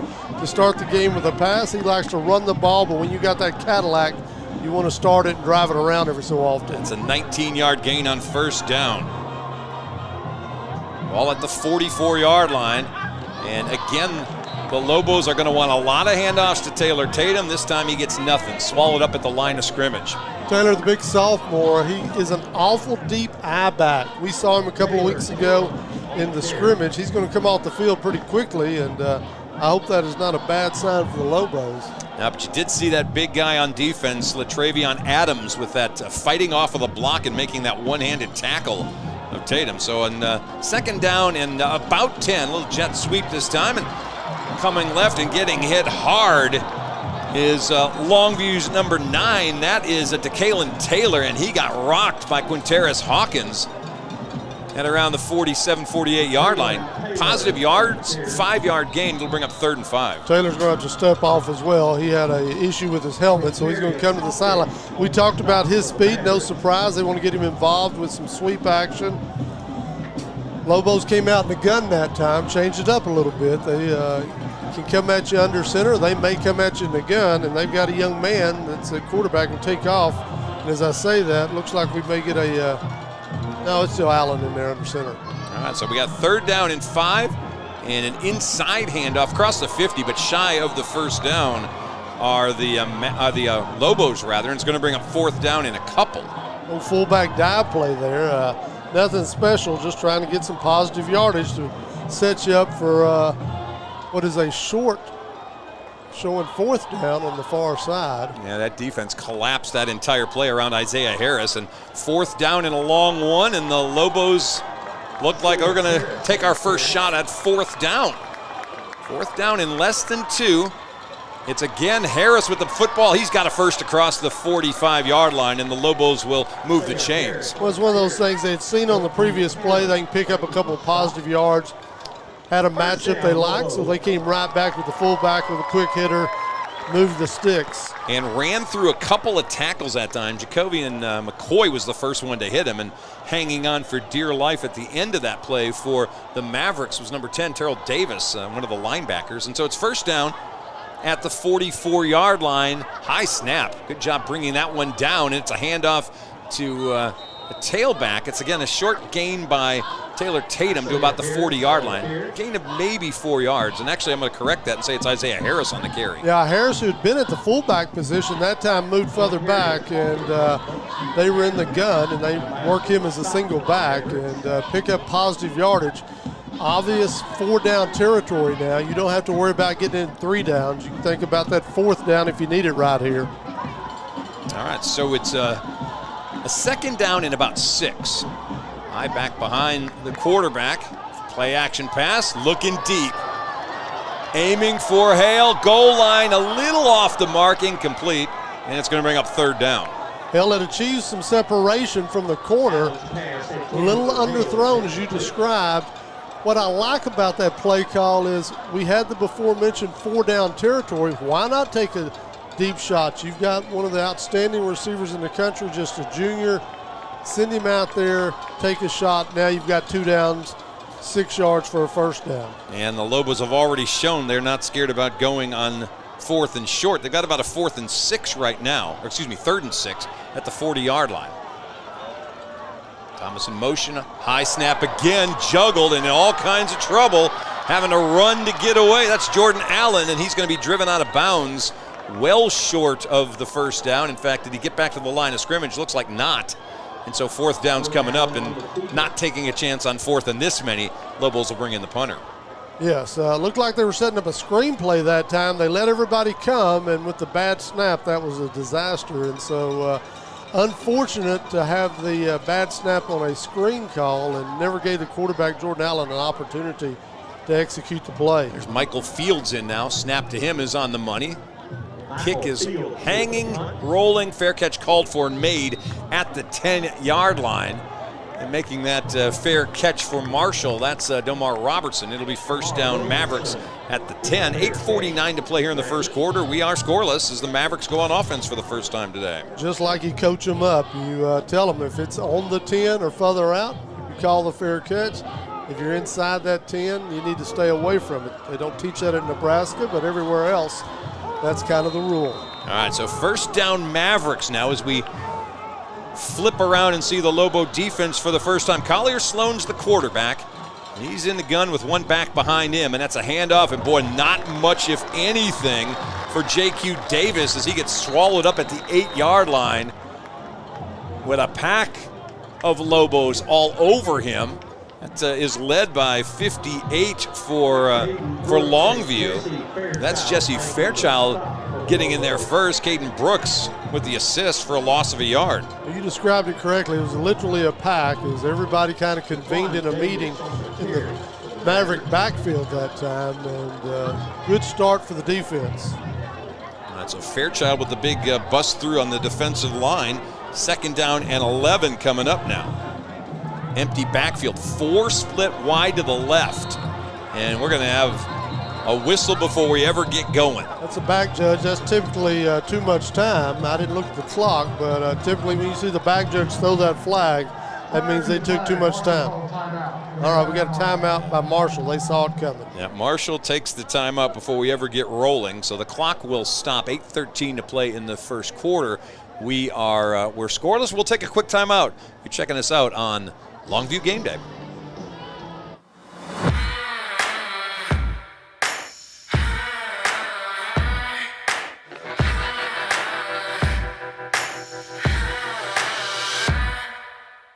And now at Orr, we want to buy your used vehicle and we'll give you guaranteed top dollar for yours. And if you prefer to trade, even better, with massive savings on every new vehicle at Orr Cadillac GMC in Longview.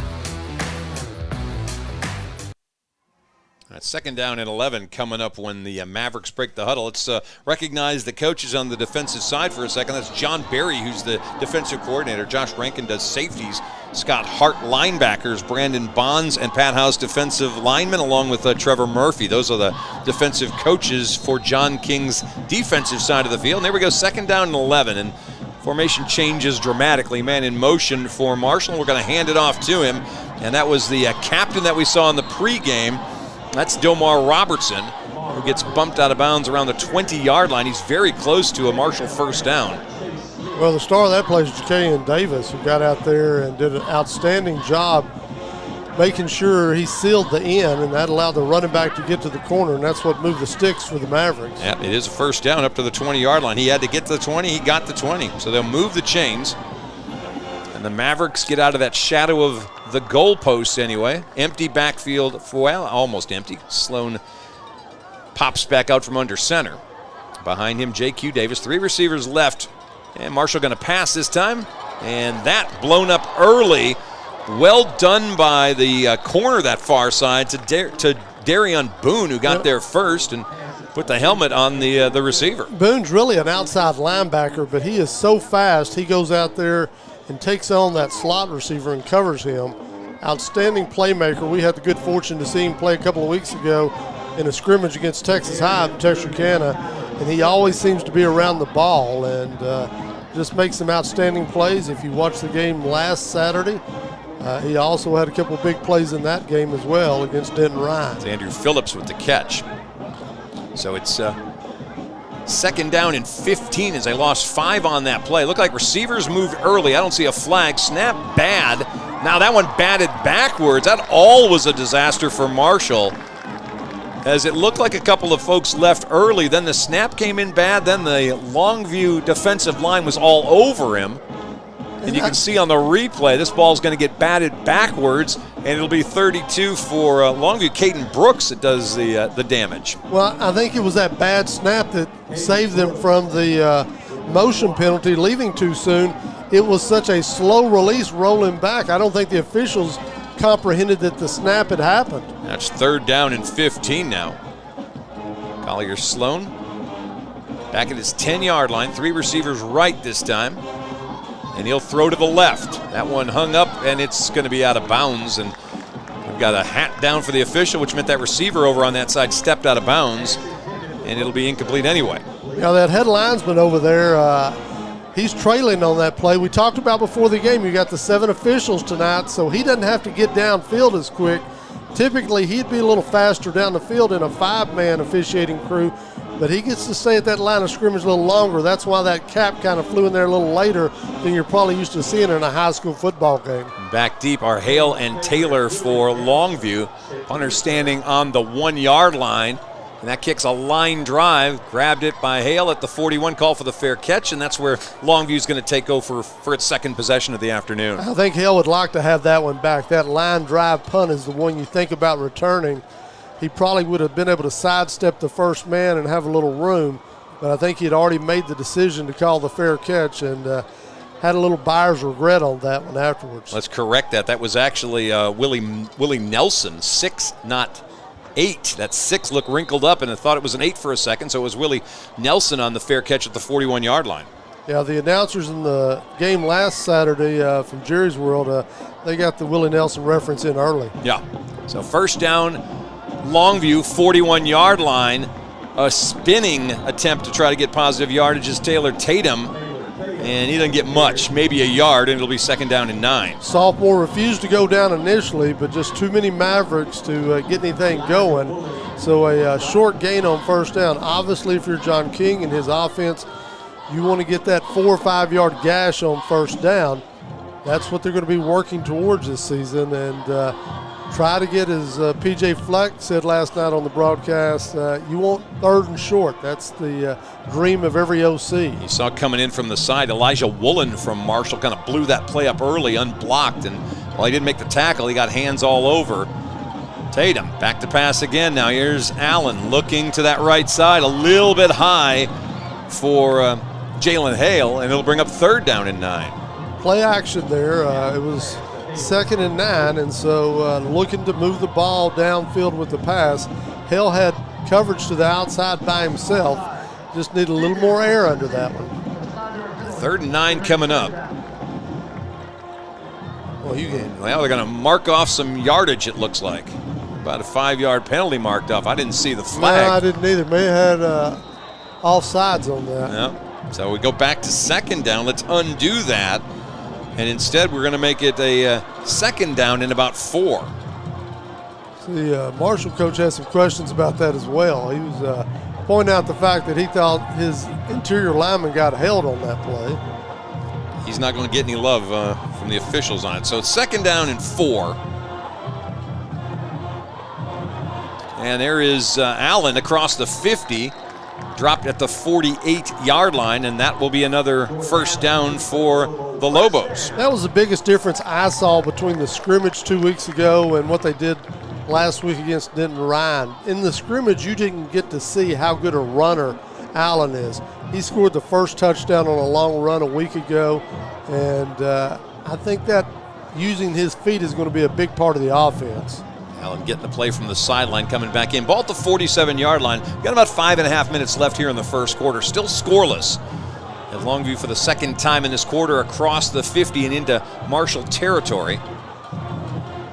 And Taylor Tatum, the deep back, he's going to get the handoff. It gets a little slice and up to the 40-yard line. Best run of the night for Taylor Tatum, and it'll be second down and 3 for Longview. Well, I mentioned earlier, I have not seen this deep an eye back in forever. This is what we used to see back in the 70s. You don't even see him in the initial picture, and here he comes, makes that read, finds his hole, and maximizes the run.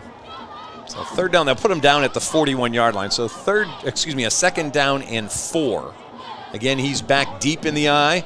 And why don't we go to it again? Almost the identical play. This time the Mavericks blow it up, but Tatum keeping it alive, spinning out of it. Will get a first down across the 35. He loses his hat at the end of the play.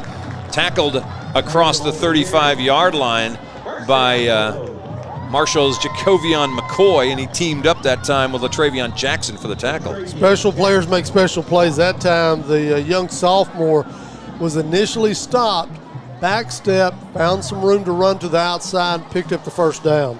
A couple of impressive runs for Taylor Tatum on this drive. First down, 33-yard line. Hale split out to the right.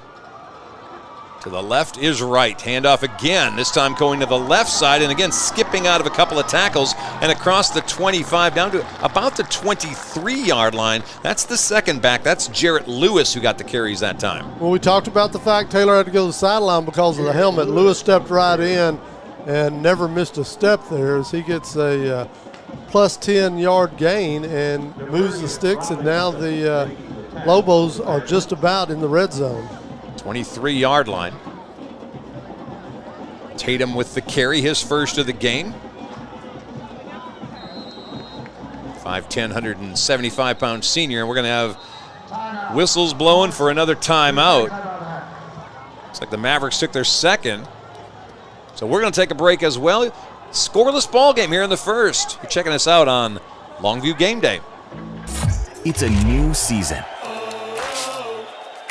And at Sport Clips, all of our stylists are clean certified and guy smart. So come in and get yourself back in the game with our legendary MVP experience. It's a mancation with our hot steam towel, relaxing shampoo, and a winning cut.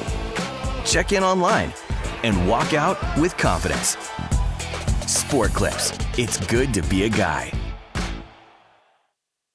3:51 to play, first quarter, scoreless ball game. Welcome to Lobo Stadium. Chuck, Zach, and Tony Kirk coming at you live this afternoon on our very first Longview Game Day live streaming football presentation. A lot of water being passed around on that far side. Kind of a basketball timeout, trying to throw the Lobos off their momentum. They got this thing moving, and I think Jack Grindle just said, let's take a timeout and see if we can slow them down.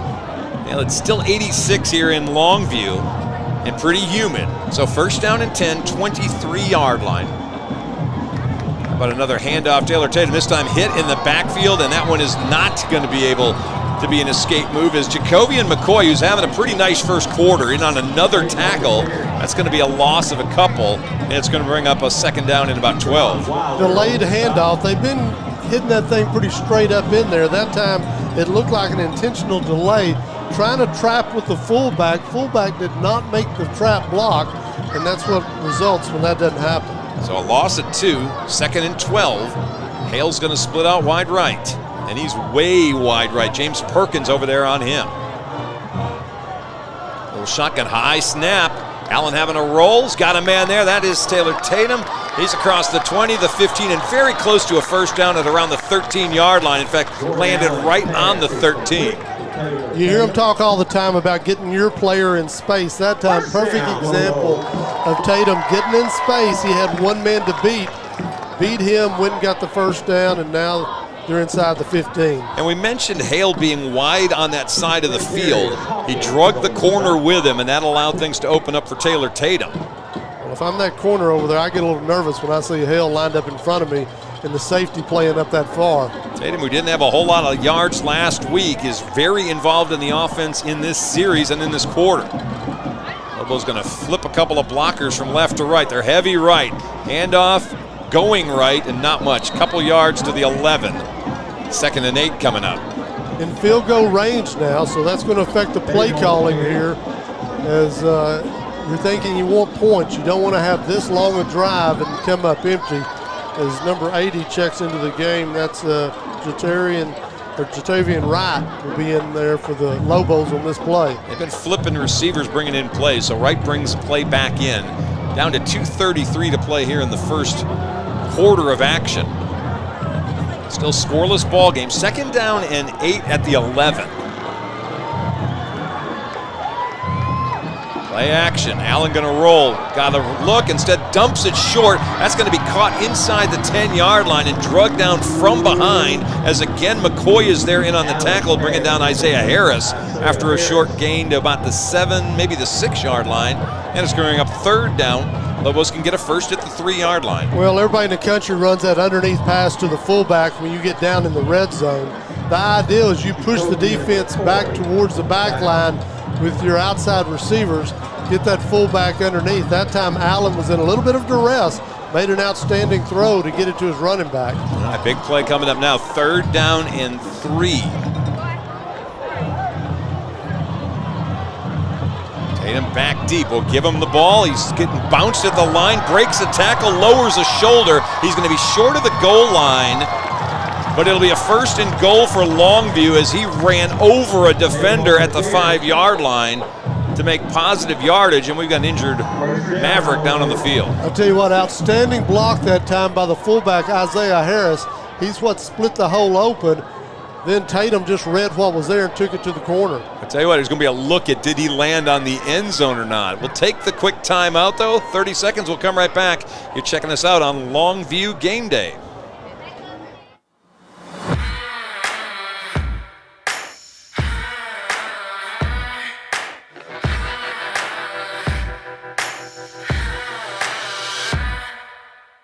And now at Orr, we want to buy your used vehicle and we'll give you guaranteed top dollar for yours. And if you prefer to trade, even better, with massive savings on every new vehicle at Orr Cadillac GMC in Longview.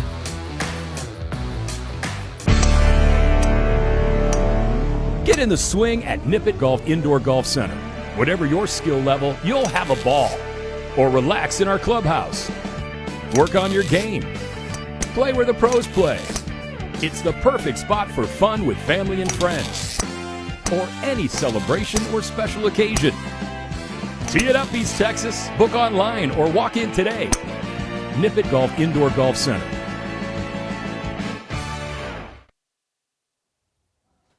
All right, still scoreless, and we still have that Maverick player down on the field. And we're not going to shoot a shot of that for you, but they are still taking a look at the injured Maverick down on the field right now. And the training staff is out there. And Mavericks have some trainers of their own, but Longview's got an exceptional training staff. Deirdre Scotter, Jeanette Herrera, Jessica Hill, and Alicia Simmons are the training staff for the folks in Longview. It looks like they even got probably a MD doctor who's on the sideline on Friday nights that's out there as well. So beyond the trainer, they're out there checking on the young man, and they're getting him set up. Right now, the officials are letting both sides take water. That's what you typically do on a night like this. And good news is the big man's walking off on his own accord. Yeah, that is Latravion Adams, who we saw earlier in the ballgame. He's 225 pounds. He looks a lot bigger than 225 pounds, but fortunately he's up and he's walking and under his own power leaving the field, so that's all great news.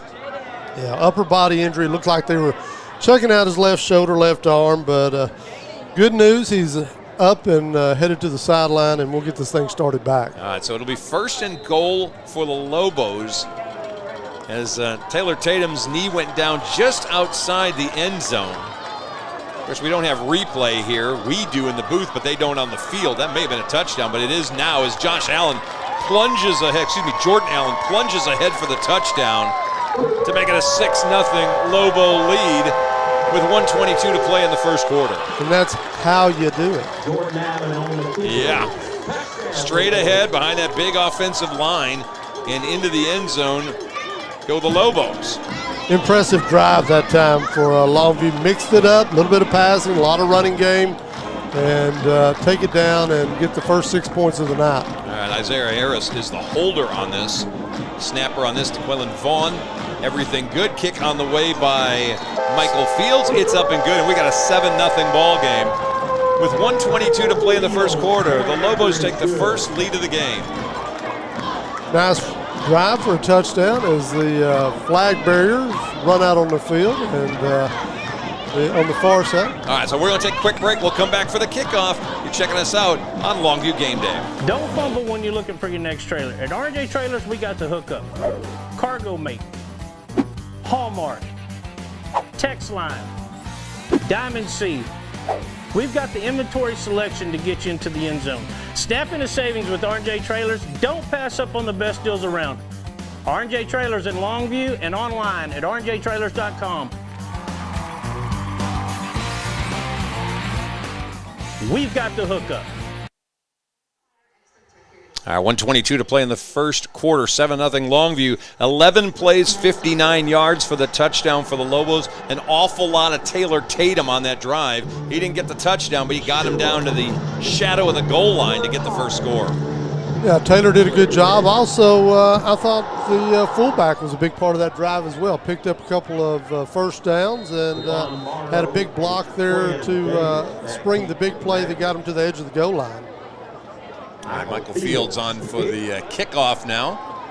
A couple of Mavs deep at around the 5-yard line. This line drive kick goes all the way to the end zone with 1 foot back.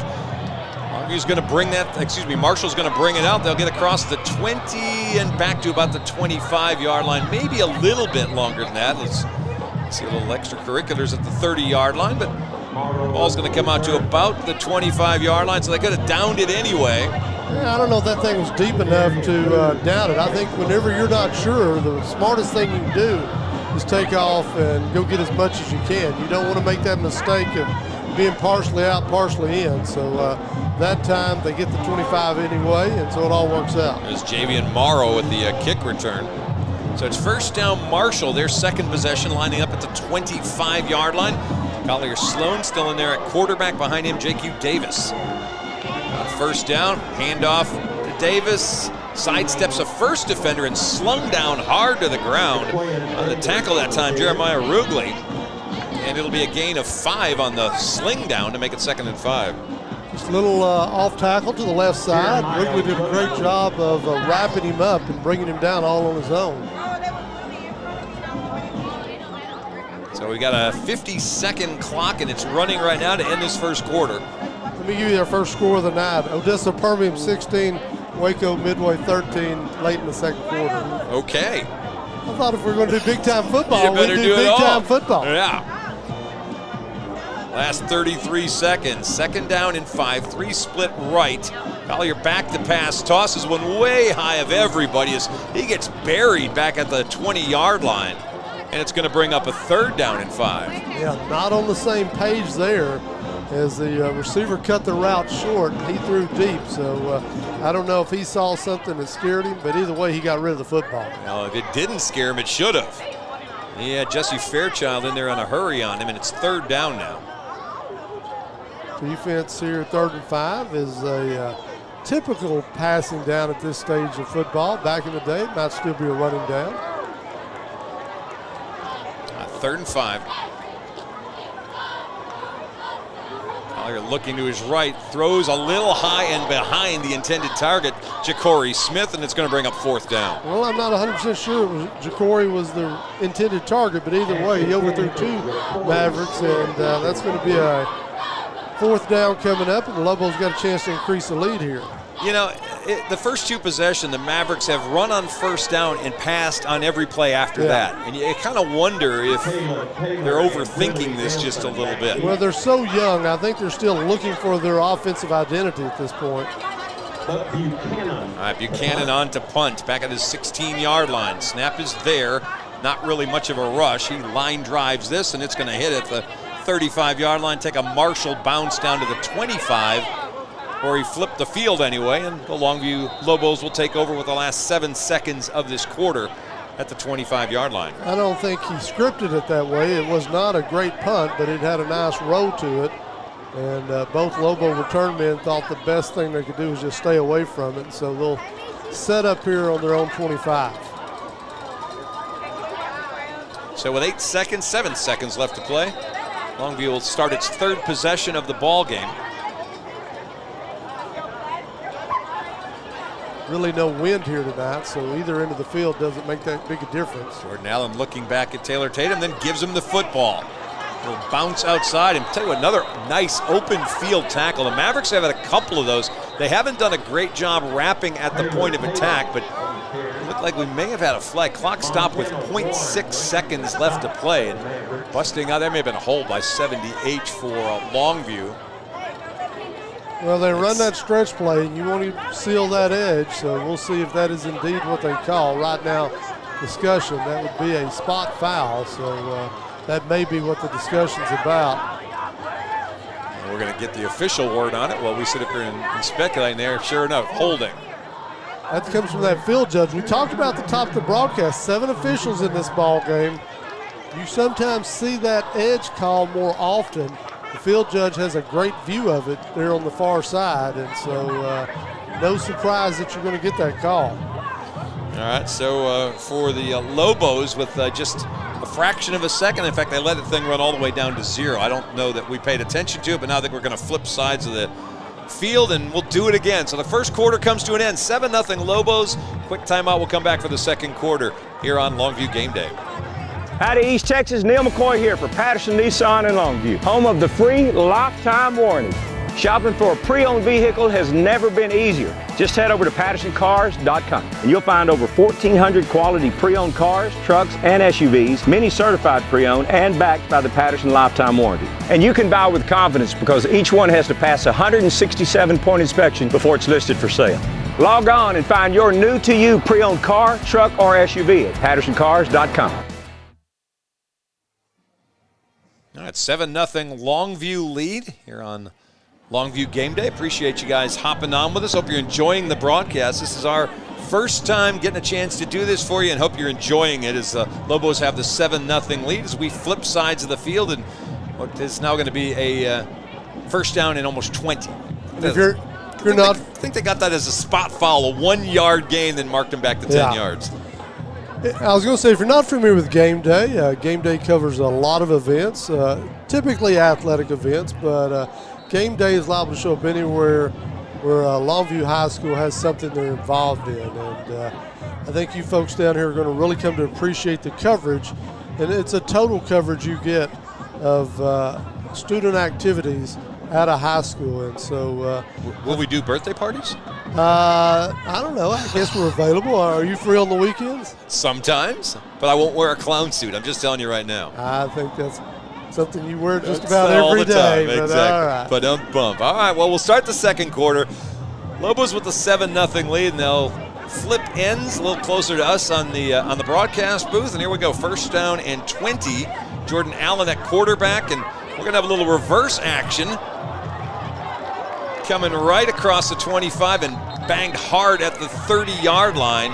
It's a gain of about 15 almost, as Longview's DeKalen Taylor gets back some of the lost yardage. Jordan Allen made a great block, but he paid the price. I don't think that's something that the staff's going to ask him to do a lot this year.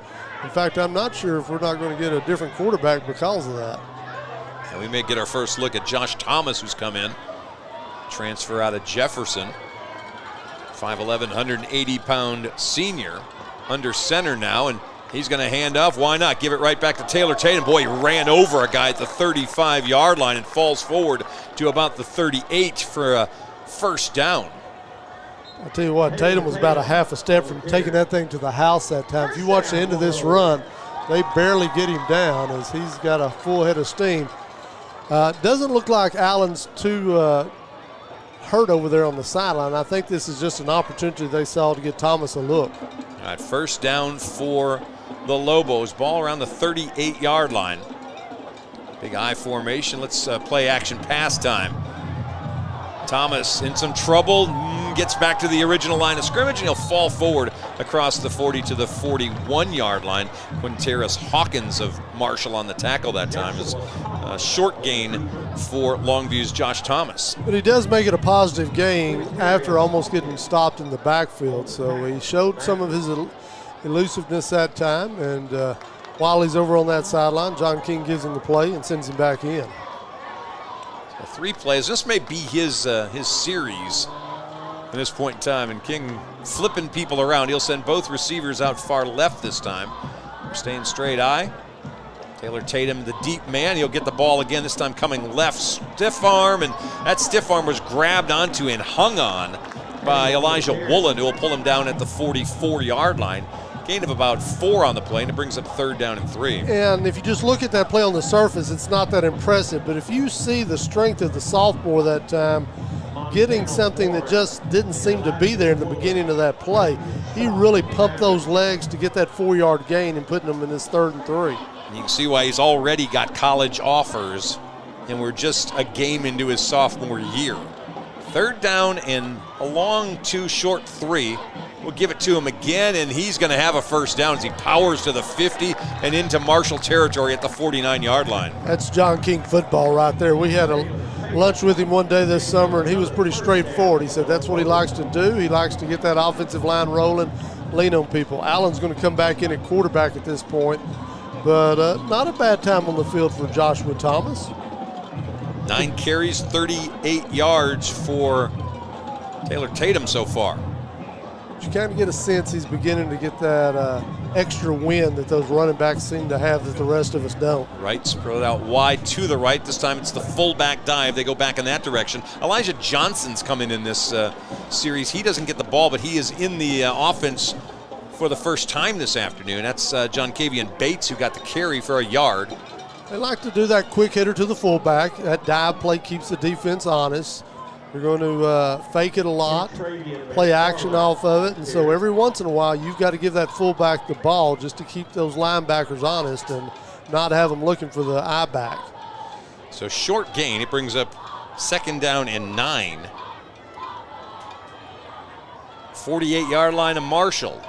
Lobos up already. It's play action pass time. Allen back into the game, and he's going to have to throw this one away as he was under duress. Getting there early and harassing him is Marshall's outside linebacker that got in there that time. That's Javen Wilder, the sophomore. Pretty good job that time by the Marshall secondary. The receivers downfield is what caused the delay in having to backpedal, and right now looks like we're going to get Taylor back in as that's Johnson coming to the sideline. Okay, so Jordan Allen bringing back in the play. Yeah. 3rd down and 9. Coach King likes to have his quarterbacks come to him if they're in the proximity. Other than that, he'll rotate the receivers in and out to deliver the play call. Amarian Hamilton in. He's split out wide right. High snap way over the head of everybody. This is going to be a race to get to it, and Jordan Allen will fall on it all the way back at about the 29-yard line is where they're going to mark him down, and that's a huge loss. They'll lose 22, 23 yards on the play, and it's going to bring up 4th down and 32 for Longview. I'll tell you what, that's one that Jordan Allen won't get a lot of credit for, but he made it to where he could go get the ball, sprinted to it, never hesitated, just jumped on it and gained possession.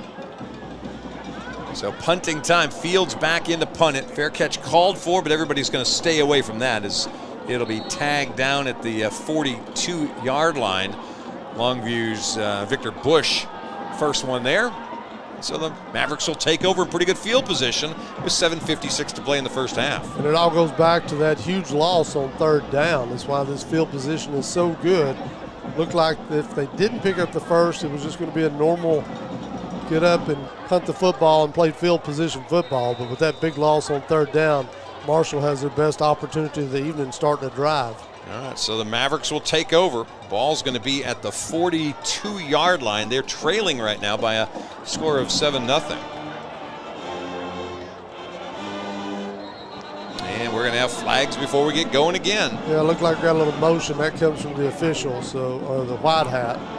That's typically going to be his call that early in the play. And how about a false start by Marshall? We'll back him up 5 and make it 1st and 15. So Marshall gets dealt a pretty good hand on the punt and has their best field position of the night, and then shoots themselves in the foot. 7:54 left to play in the half. Interesting to see it. Coach King's defense maybe dials up a blitz here and try to come after the young quarterback. Checking into the game, first time we've seen him, Caleb Woolbridge in there for Longview as he flips over to that left defensive end spot. And DeCarian Stanford on the defensive line as well this series. High snap, handoff, almost back to the 40-yard line. Big hit though for J.Q. Davis to have to take at the end of that as he gained about 3 yards back. 7 men for the Lobos came upfield at the snap that time. Resulted in being more of a run blitz, but either way, 3-yard gain for Marshall, and as they try to get back into this series after the 5-yard penalty. Bo Burris with that big tackle for the Lobos. So it becomes 2nd down. He gained about 3.5, 4 yards on that play. We'll make it a 2nd down and 11. The 46-yard line. Collier, another high snap, another handoff to Davis. This time they decide to run a couple times in a row, and he's got a ball out to about the 46-yard line, another 5-6 yard gain for J.Q. Davis. Again, Davis had 59 yards last week on 14 carries. That sounds pretty good until you get 43 of them came on 1 carry. Nice job that time of bouncing it to the outside and giving them a chance here with 3rd and 6 to pick up this 1st down. So the ball sits at the 46-yard line. This is not the place where you expect them to go on 4th down. So if you're Longview, you may dial up a blitz again, expecting a pass, even though you've seen 2 consecutive running plays. They're down in 6. Marshall going to split a couple guys out to the far left this time. Stone Collier decides to go under center, and again we're going to get a whistle and another timeout. Marshall will burn another timeout as that comes with 6:19 left to play in the first half. 7-0 Longview with the lead here on Longview Game Day. It's a new season. And at Sport Clips, all of our stylists are clean certified and guy smart. So come in and get yourself back in the game with our legendary MVP experience. It's a mancation with our hot steam towel, relaxing shampoo, and a winning cut. Check in online and walk out with confidence. Sport Clips. It's good to be a guy. All right, well, the Mavericks have burned their third and final timeout of this half. Still 6:19 left to play. They trail just 7-0. This is a pretty important play, though, for them. 3rd down and 6, near the 50. You don't figure they would go on 4th down unless they get to across the 50-yard line. I think beyond that, they're probably going to punt. Yeah, I was going to say, awful lot of time left on the clock. You don't want to leave Longview the ball in and around midfield here. So I figure if they don't get the 1st down, it's going to just have to be a half yard or less for them to even consider going for it on 4th down. Come out with the slot receiver on the far side, 3 wides. All right, Collier going back again. Collier Stone back into that shotgun setup. He's ready to throw, throws middle of the field. That one caught.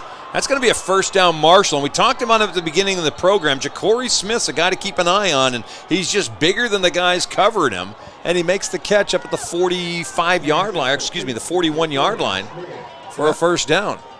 Most kids learn running the button hook at a young age, and that was basically just a button hook. He pushed the defender and then turned, and the ball was waiting on him as he turned. He had Jaden Simmons and Tadarian Boone in the neighborhood, but he just took the ball away from him. So 1st down Mavericks. That timeout was a good one for Coach Greedle. Yeah, a huge 1st down that time for the Mavericks. You kind of got an idea that Greedle just realized this may be the only opportunity before the half. You get the ball to Longview, they're capable of eating up 5 or 6 minutes on the clock. So 1st down Mavericks. And they're going to go back to the ground. That's Davis trying to make something happen, and he turns the corner across the 40 maybe. Yeah, just got to the 40-yard line, so a gain of a couple. And it's 2nd down and 8, but he's taken negative yardage and turned it into positive. Yeah, I thought Billy Smith there on the end was going to be able to keep that thing bundled up, but at the last second, Davis was able to bounce it out and pick up about 3 yards. Must have stepped out pretty quick because they didn't get as much as I thought he got on the play. Devin Isaac on the tackle that time for Longview. We haven't called his name a whole lot here in the 1st half. High snap again. Boy, it's a good grab that time. That was a great grab by the quarterback, but tell you what, it threw the whole timing off, and blowing that up to Darian Boone in the backfield for a loss of 5, and it started with the bad snap. It did, but I tell you what, that Boone is just a playmaker on defense. They move him around a lot. As I said, he can cover a slot receiver. He can play that outside backer position, or he can come across the line of scrimmage like he did that time. And it was tough sledding from the get-go as the snap was high, and it just made it easy work for Boone. All right, so now for Marshall, this doesn't become 3rd and I have to get 16. It's probably 3rd and I got to get about 10. If they're going to maybe take a shot on 4th down, 10 would probably get him in the neighborhood. Low snap. Collier got a little bit of time. Pocket falls apart. He's going down back at the 45-yard line. I believe that was Stanford in there on the tackle. He got there first, sure enough. And that'll be a sack all the way back to the 46, and now there's no question they're going to have to kick. Well, we talked about on the previous Longview possession how that bad 3rd down play resulted in the field being flipped. Tell you what, Marshall put together a little bit of a drive, picked up a couple of 1st downs. Now all of a sudden the 2 big losses puts him in a punting situation, and the Lobo return men are inside 15. 4th and 22, and now Longview's going to take a timeout. 4:04 on the clock. Their first timeout of this 2nd quarter. We'll take a break. Back here in 30 seconds on Longview Game Day. At Godarzi and Young, we take things more seriously. Every case that's handled at our office is handled by a team. That work and dedication has caused our office to recover more record verdicts and settlements than any other law firm in Northeast Texas. It is our obligation to make sure our client has the financial backings and the manpower to be successful. We are exactly who we say we are. We're trial lawyers who've gotten results year in, year out.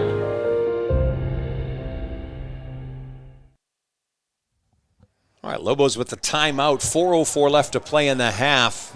You kind of get a sense that either this is an opportunity to go after a punter and see if we can't flip the field and maybe get a score, or or trying to set up a specific special return? Well, I think you want to consider blocking the punt because you kind of tell your guys, fire off that line a little quicker. Worst thing that happened, 5-yard penalty, you make them punt again. As long as there's not a personal foul here that creates a first down, you can really kind of play fast and loose here. Willie Nelson back deep along with DeKalen Taylor. They're back at their 10-yard line. Here comes the punt, no rush at all. It's a line drive punt all the way down to the 11. Grabbed by Taylor. The 20, the 25. Flag down behind the play. This one's coming back. And there comes a second flag. It's a great return by Taylor as he took it about 35 yards, but this is coming back. Yeah, unfortunately, Jaden Simmons got caught holding right in front of the official on the far side, and that was a pretty easy flag to throw. And so from the spot of, it looks like about the 24 is where the flag hit, they'll walk that thing back, and Longview will not have particularly good field position after having an exciting moment as it looked like they were going to break off a big return. Yeah, had good stuff going, and then two different flags. So they're going to decline the hold on Quincy Lafayette. Yeah, they're going to get a second penalty, so this is going to come way back. The second one was a personal foul, and so that's going to be a half the distance. The hold would have only been 10 yards, just a couple of yards difference in the walk-off, but still, Marshall's going to take the call that is most advantageous to their defense. Yeah, so this is going to put the ball all the way back to almost a spot where Taylor caught the ball, the 12-yard line. Much ado about nothing. Looks like we're going to get Thomas back in their quarterback. All right, well, we're going to get a first down Longview. The clock's at 3:50 left to play in this first half. Back under center. Oh, good play action fake. Little toss caught at about the 25-yard line, and kind of falling down, tripping over the 25-yard line was Jartavian Wright, but it's a first down. Thomas, who just come back in at quarterback, ran a little naked boot there to the right side, had two receivers open. He had his choice, went with the deeper one. Unfortunately, Wright stumbled. The old turf monster got him there, but still first down for the Lobos. Yep, gain of 15 on the first play of this drive. They got to work a little bit quicker. 3:27 left to play in the half. 7-0 lead for Longview. And again, they're going to go to the air again. This time thrown to the left side. That's caught by Hale up at around the 38, 39-yard line. They'll knock him out at the 36, but forward progress did, was that what, they didn't get a good spot on that. Didn't get a good spot on the far side. Looked like he was beyond the first down marker when he first made the catch, gets pushed back, but the official doesn't make a particularly favorable spot for the Lobos. Yeah, should have been a gain. It looked like up at around the 38-yard line. Instead, this is going to be marked at the 36-yard line. So it brings up second down with the clock stopping. Well, that's still running at 3:09. Second down in the yard. Won't be surprised if he comes back to that boot right again. Move the fullback out of there, and this time we're going to hand off up the middle. It's Tatum Taylor, and we got another flag down. He'll have a first down, but this one's coming back, it looks like, again, as Taylor Tatum broke one outside, but the laundry down is the sad news if you're a Lobo fan. Well, I hate to be Nostradamus, but we talked about early on, when you got the 7 officials at this level, you get a lot more of those calls on that end where you got people sealing the end with their hands. Yep, there's the hold. So he gained up to the 42-yard line. They'll mark him back to the 32-yard line, and so second down and 1 basically becomes second down and 5 now. Unfortunate, a little more difficult to pick up, but Thomas still out there. He comes over, checks with John King, jogs back onto the field, and we'll see what the young man who moved in from Jefferson can do this time. Looks like they're going to stay in the gun.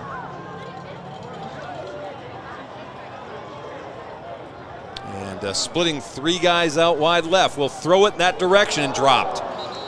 Looking away for just a second. Hale was ready to go, and he looked away for just a second, and it hit him right in the breadbasket and fell to the ground. Well set up play. Unfortunately, Hale just wasn't able to make the catch. I don't know if he heard the contact. Really good block in front of him that time. as they had it set up, but Hale just wasn't able to hold on to it. Saw an awful lot of green in front of him. All right, well, it's now 3rd down and 5. Clock stops, 2:35 to play in the half. Rolling to his left is Thomas. He's going to throw this one deep. Got a man there, but a little too far out of bounds and unable to come up with it. Amarian Hamilton, and it's going to bring up 4th and 5. Yeah, the discussion this week when they watch that play is they're going to remind Thomas, get your feet set, take your time. You had the receiver, had a couple of steps on the defender, but that's just a tough throw across your body when you're rolling to the left. Well, what looks so promising on the first couple of plays instead becomes an opportunity for Marshall. 2:28 left. Fields back into the ball game to punt again. Snap is on the money. Kick, he booms this one, and everybody going to try to get away from it, and they do as it rolls out of bounds toward the Longview bench, and they'll mark it at the 38-yard line. So not a great punt that time for Fields, and the Mavericks will take over with 2:18 left to play in the first half. We remind everybody they take over with no timeouts. They've burnt all 3 of their timeouts, so they may have a sense of urgency even though there's 2:18 left on the clock. They're not going to be able to stop the clock unless they get out of bounds or have an incomplete pass. You know, I don't know if I'm Marshall at this stage, I take the sense of urgency thing. I may be happy to just go into the locker room 7-0 and run the football a little bit. It'll be interesting to see if John King uses his 2 timeouts he has remaining. All right, 1st down and 10.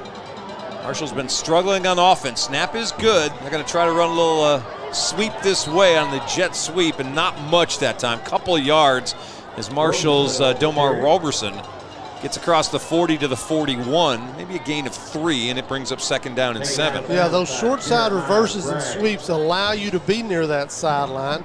Still get a little bit of an opportunity to maybe bust a big play, but more than anything, you know, it's very simple just to step out of bounds, and if you are thinking about putting a drive together, not a bad first play.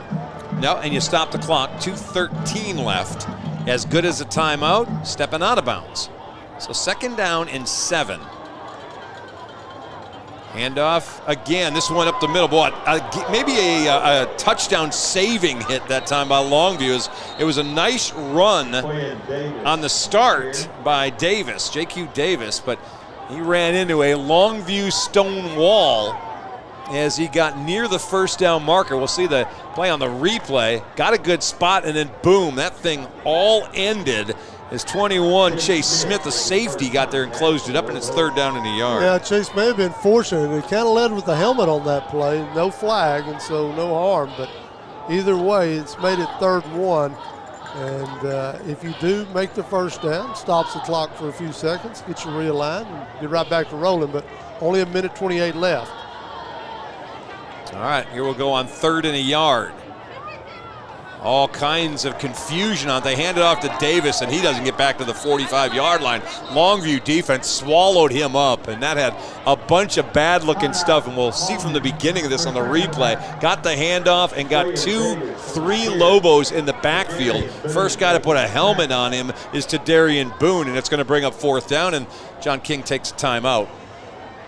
We'll just keep it right here, and as we get ready to go to the half here in just 1:17, if you have just jumped on with us, you are listening and watching Longview Game Day as we make our debut with the Lobos. Not able to bring the game to you last week, but this week here at home, we get to bring you some action, and we hope you'll join us in the future for other Game Day broadcasts. One of the cool things about Game Day, if you got a kid in the band, your kid's in the Vuettes, or if your grandma out there and you're a fan of the twirlers here and Longview, you get to see that at halftime. All right, there's 1:17 left here in the first half. Still 7-0 Longview.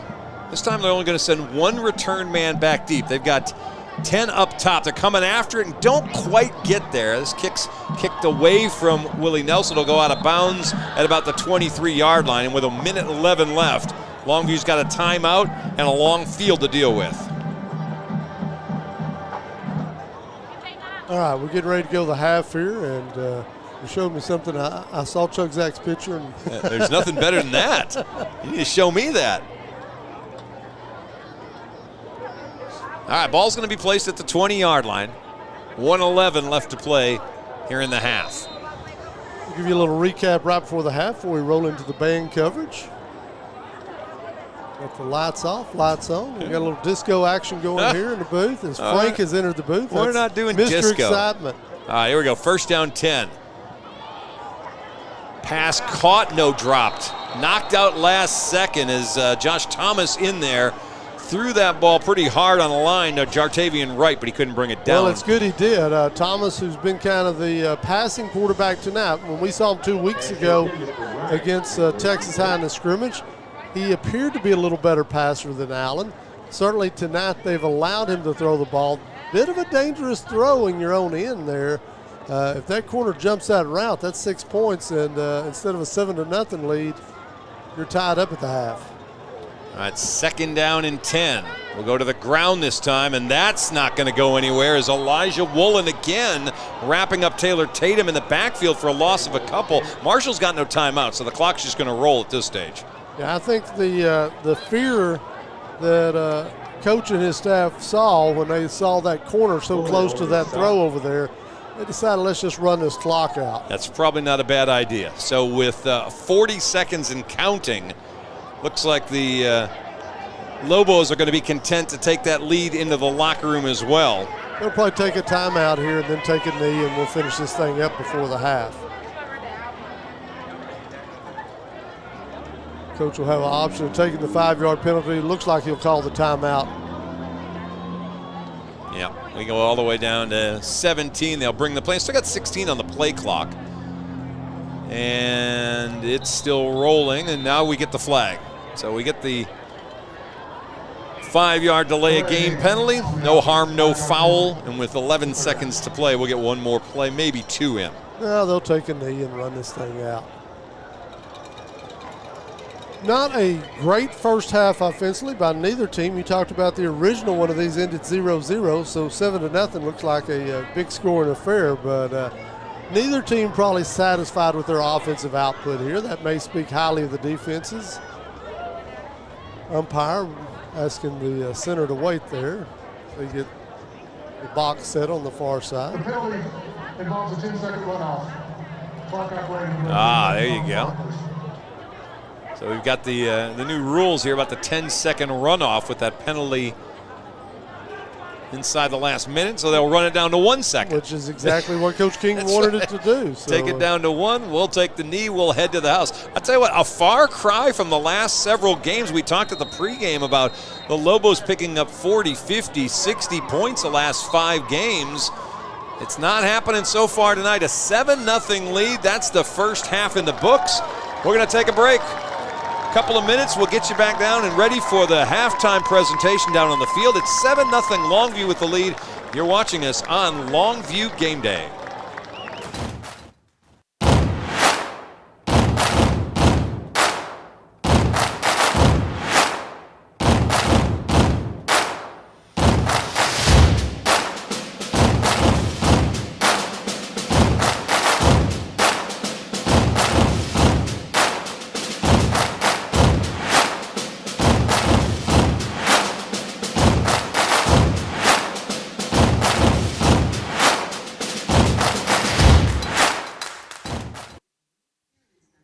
Alrighty, 7-0. We are at the half. Longview with the lead over the Marshall Mavericks. 106 meetings worth between these two teams, and this one's kind of a slobber knocker right now. We got to go all the way back.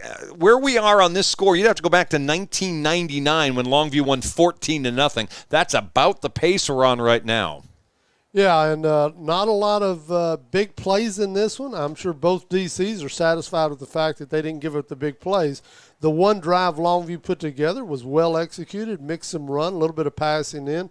That was Jordan Allen's drive. We've seen Joshua Thomas get on the field. One little bit of promising moment for Thomas at the start of the drive, just wasn't able to follow through with it. A drop pass here and there and things like that derailed the effort. Here's how the half has looked. 11 first down for the Lobos. They had 62 yards on the ground on 22 carries and 60 yards through the air on 5 of 10 passing. 4 penalties for 58 yards, or 2 of 7 on third down conversions. For the Mavericks, just 2 first downs, 11 carries, 14 yards rushing, 2 catches for 7 yards. They were 2 of 6 throwing the football around, had 2 penalties for 5 yards. They were 1 for 6 on third down attempted conversions. Yeah, you mentioned the penalties for Longview. Did not help a couple of drives, having some penalties, got a little sticky fingers holding, and got that called, and that helped disrupt some offense as well. Yeah, a couple of penalties really did hurt things as this first half went along for both teams. Taylor Tatum, 10 carries for 36 yards to lead the way for Longview. For Marshall, Jaquavian Davis, who's had a pretty good looking first half, has just 8 carries for 8 yards. We're going to throw it down to the field, get you a chance to watch the Marshall Maverick band. We're at the half, 7-0, Longview with the lead.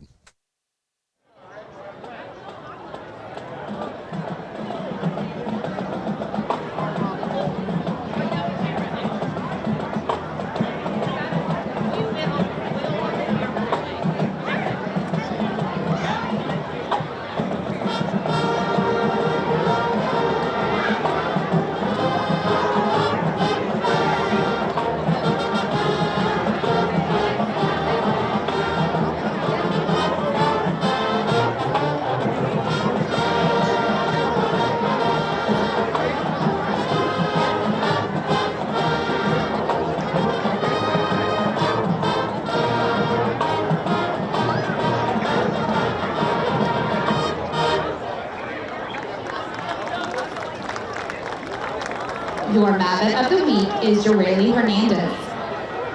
Spirit Girl of the Week is Yatsiri Vasquez. The Mavet Social Officers are Jennifer Aguilar, Alea Allen, Camilla Arias, Daisy Luna, Monty Martinez, In Your Head Social, Emily Olvera. The Mavets are under the direction of Heather Hill, assisted by Shelby Cromings. Tonight, the Mavets would like to entertain you with their palm routine to Jailhouse Rock, accompanied by the Big Red Pride Marching Band.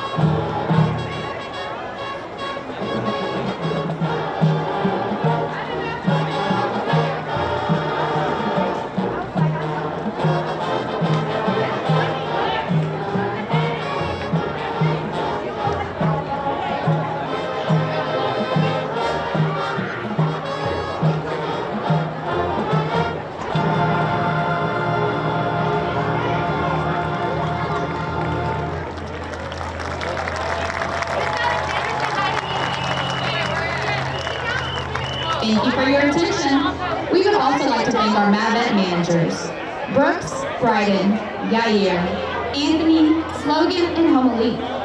Let's hear it for the Marshall Mavets.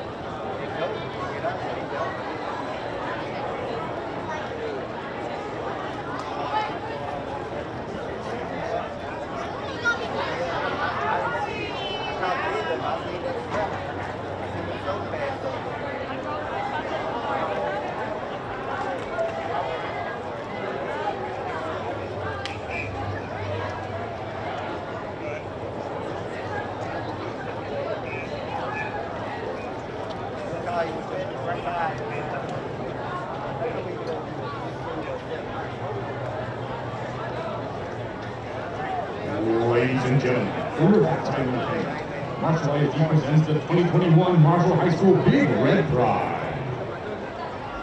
The pride is under the field direction of drum majors Travis Bishop, Emmanuel Martinez, and Rena Cordova. Tonight, the band will perform part 1 of the concert program entitled Year. And now, the Marshall High School Big Red Pride.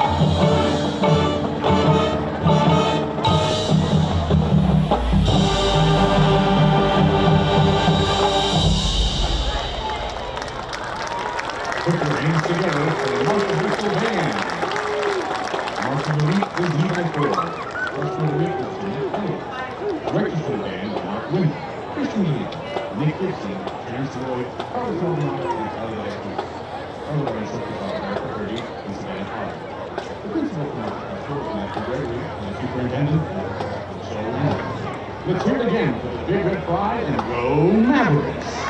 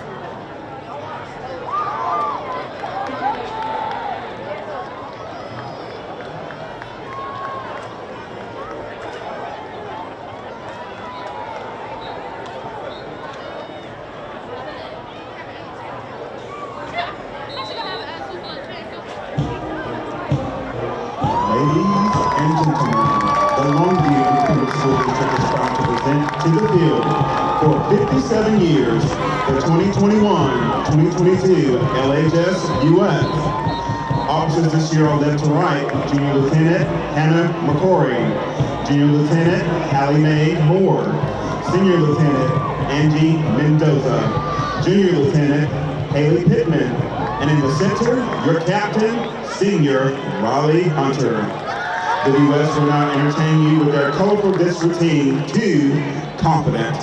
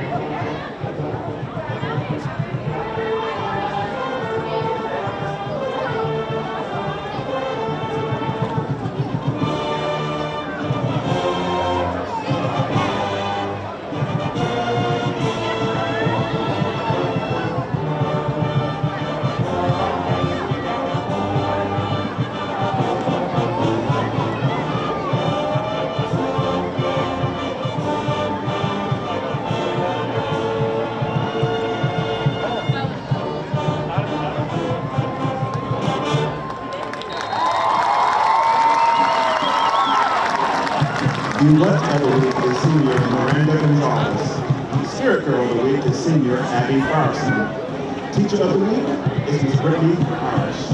The Duets are under the direction of Miss Debbie McGowan and assisted by Miss Meg Lawrence.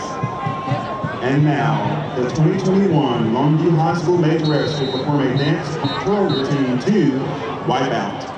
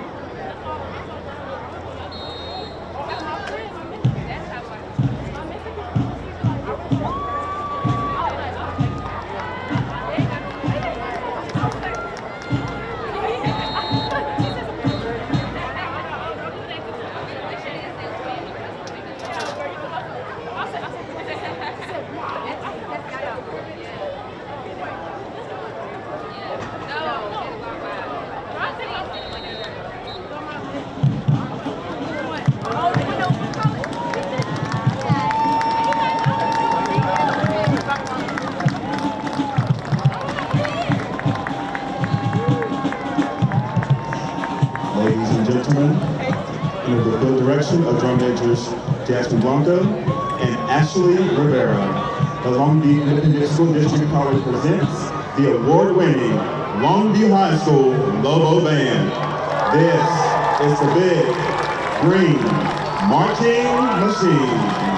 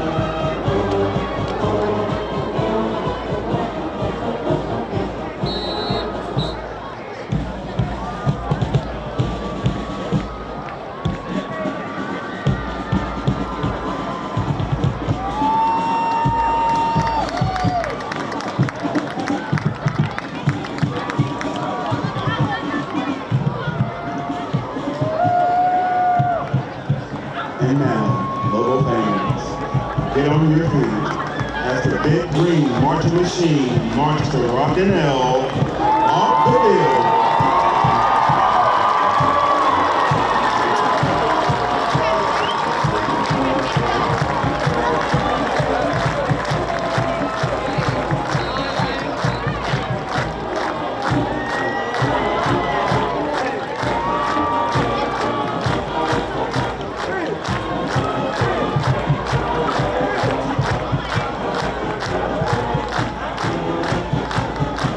Citizen directors of the Lane would like to thank all parents, community members, and LISD for their continued support this season.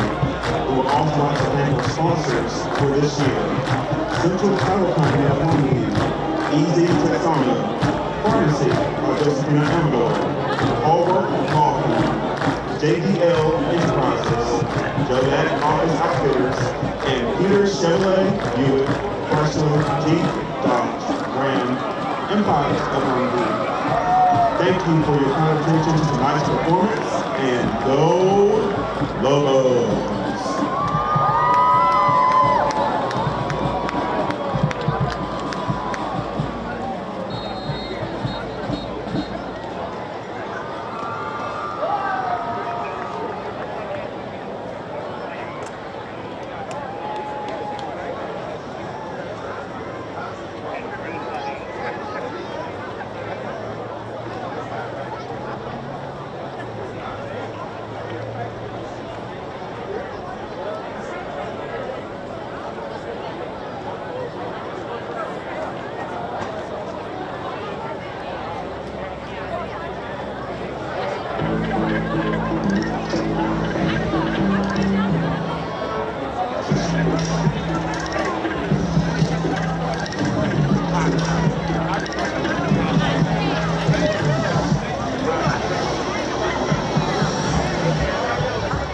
Pause for hydration.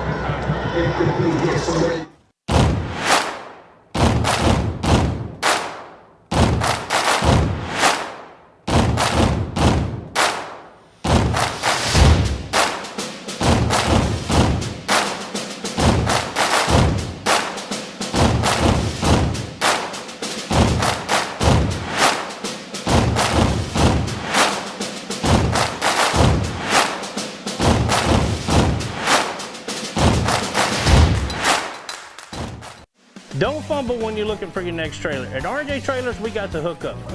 Cargo Mate, Hallmark, Text Line, Diamond C.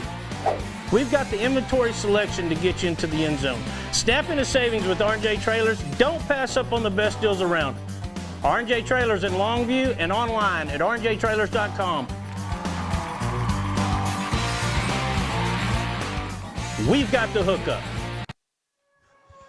All right, well, we are getting ready for second half action. 7-0 Longview with the lead, but we would expect that was probably a rather deliberate halftime conversation between John King and the Lobos.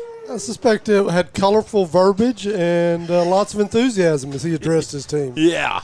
Now, Frank's been around him more, and we're going to turn to our local expert here on Longview Game Day. Our resident expert? Yeah, you're the guy who's you spend all your time down here in Gregg County. No, yeah, I have a feeling that conversation went so well, I probably could have been in the locker room, recorded it, and aired it live here in the second half. Really? Yeah. Wow. You know, Coach King, we don't know. We expect him to use that colorful language. You can always tell by the look on him down there. I anticipate we'll see a more efficient and fast and on their game Lobos here in the second half. That's no doubt about that. Well, he's one of the premier coaches in the state of Texas for a reason. I mean, 17 years, 17 playoff appearances, state championship, 3 state championship appearances. He's taken this program to a level, even as good as it's been, that it's never been at. Correct. Yeah, and he knows what he's doing. This is a young team, and we've seen some of the mistakes kind of get sharpened up here in week 2, and now I anticipate that the offense is going to move the ball a little bit more efficiently here in the second half, and looking for a big Lobo win tonight. Well, I tell you what, there's a couple of things that are going to have to be addressed, and I know they're working these out in these in these non-district games, but one, setting up some kind of consistent offensive line. Because right now, offensive line play, even on what we're watching on our feed, the comments of folks who are watching are like, the offensive line's got to get better. This is not where you want to be. But, of course, it's week 2, and they're still moving some pieces around. Question number 2 it's got to be answered is, who's going to be the quarterback? Correct, yeah. And before I leave the headsets to you guys, I need to let the crowd know. If you're watching, this is your first game day broadcast. Make sure you like and share our page. Get as many folks here to us as possible. We want to do this as much for you as we possibly can.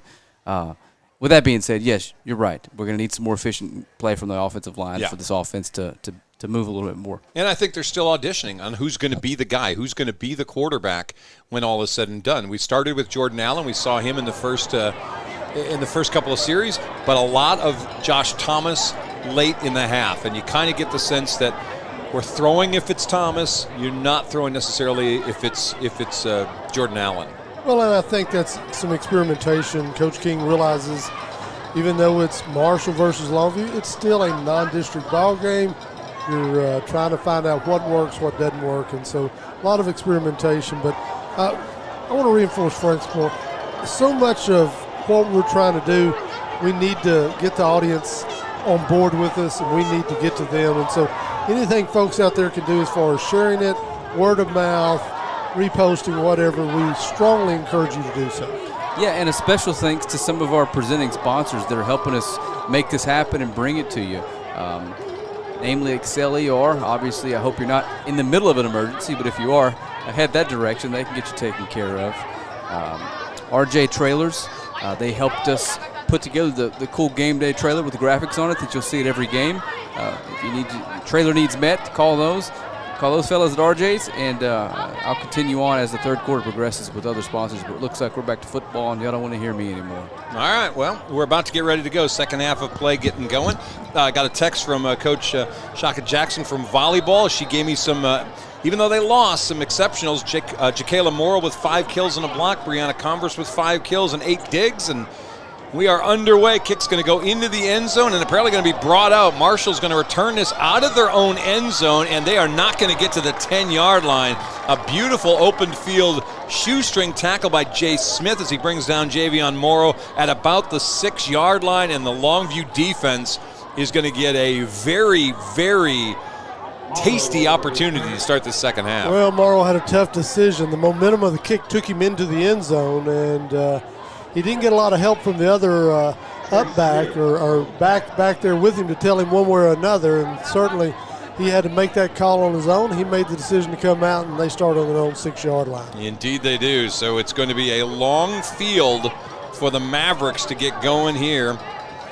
As we start half number 2, we'll set their offense here in just a second, but on first down, it's J.Q. Davis trying to come to this near side of the field. He's brought down in the backfield. There's a flag behind the play, and that is a start that Marshall did not need. Devin Isaac on the tackle back at the 2-yard line. And that flag is in the end zone. It'll be interesting to see, did he call that in the end zone? If that's a hold in the end zone, that's a safety. We'll see what he's got here. It doesn't look like they're going to do that. Yeah, they declined the penalty. Kind of thought that was going to come since they had a loss on the play anyway, rather than giving them another down. So a loss of 4 for Davis as he's brought down at the 2-yard line. Big tackle that time for Devin Isaac. And it's second down and 14 back at the 2-yard line. Kind of sense the Lobos are going to just put their ears back here for the next play or two. Jesse Fairchild flips from one side to the other. He's ready to roll. Billy Smith on the other side. Pass on the way, caught at the 10-yard line. Good move falling forward to about the 14-yard line. That for Marshall is Domar Robertson. And it's going to bring up a third down and manageable, if nothing else. Huge play that time. Maybe Collier's best play of the night. He threw the pass before the receiver made the cut. Robertson cut to a wide open spot and really gave them some breathing room and a makeable 3rd and short here. And I tell you what, a pretty nice open field play by Jaden Simmons. He doesn't hang on to that ankle. That's an easy first down for Robertson. Yeah, we remind you, Simmons is just one of those sophomores out there on the corner all by themselves. All right, so third down and a couple for the Mavericks. Collier Stone at quarterback, slaps those hands, throws middle of the field, got a man caught at the 30, breaks a tackle to the 35. That is Roberson again, and that's a first down and a 20-yard gain. Tell you what, the young sophomore quarterback has made back-to-back plays. We talked about maybe the Lobos pinning their ears back. That time they brought a extra man on the blitz, but he got picked up, and good job that time by Collier once again, as he's made excellent back-to-back throws to get him out from under the shadow of his own goalpost. Tell you what, this had a look of a disaster for the Mavericks on that first down hit all the way back at the 2-yard line. A couple of plays later, they got out to the 35, a little breathing room for Marshall. Lobos defense coming after him. Thrown up, catch ball. Yep, Ja'Cory Smith again.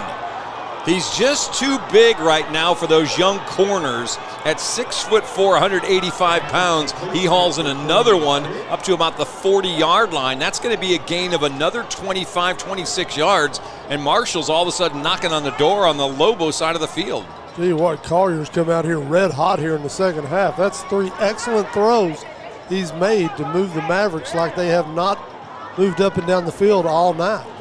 So first down, they'll put it at the 39-yard line for the Mavericks. Davis in the backfield, low snap. They'll hand it to Davis. He gets stonewalled at the 40-yard line, and he's not going to get much of anything. Both teams have struggled with snaps tonight. Longview on the high side and Marshall on the low side, but I tell you what, they were really rolling. That was a very disruptive missnap that time. Yeah, rolling indeed on the bad snap. Just blowing up those plays. So a gain of 1. I don't know how Davis even got a yard out of that, but he gets 1. And it's second down and 9. 9:11 to play here in the third quarter. 7-0 Longview. And what started as a really promising opportunity for the defense has turned into Marshall now sniffing the opportunity to maybe get some points, their first of this game. Second down and 9. Collier Stone looking for a good snap this time. Now he gets another low one. Has to catch it on the 1 bounce. Hands off to Davis and nothing doing as he is swarmed again in the backfield. It looked like we may have gotten Omarion Watkins, a 260-pound junior, to be the first one to hit him. That'll be a loss back to the 42-yard line, and it's going to bring up third down and long. Talked about Tatum in the first half for Longview. Just being a workhorse type back. Davis has been that as well for the Mavericks tonight. He's just a junior. That time put up as much of a fight as he could, but still end up losing yardage. Yeah, this is not the down and distance Jake Greedle wanted. Third down and 12, almost 13 to go for the first down. Watch for Ja'Cory Smith. He split out wide left. Receivers are all that direction. New quarterback in the game.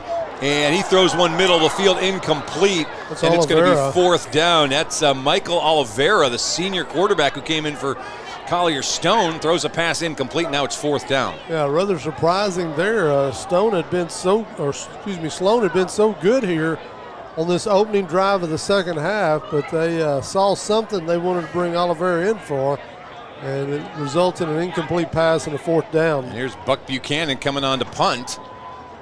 Willie Nelson back deep along with the Kalen Taylor. They're at their 10-yard line. Clock stopping, 7:55. Snap is good. Kick off the side of his foot.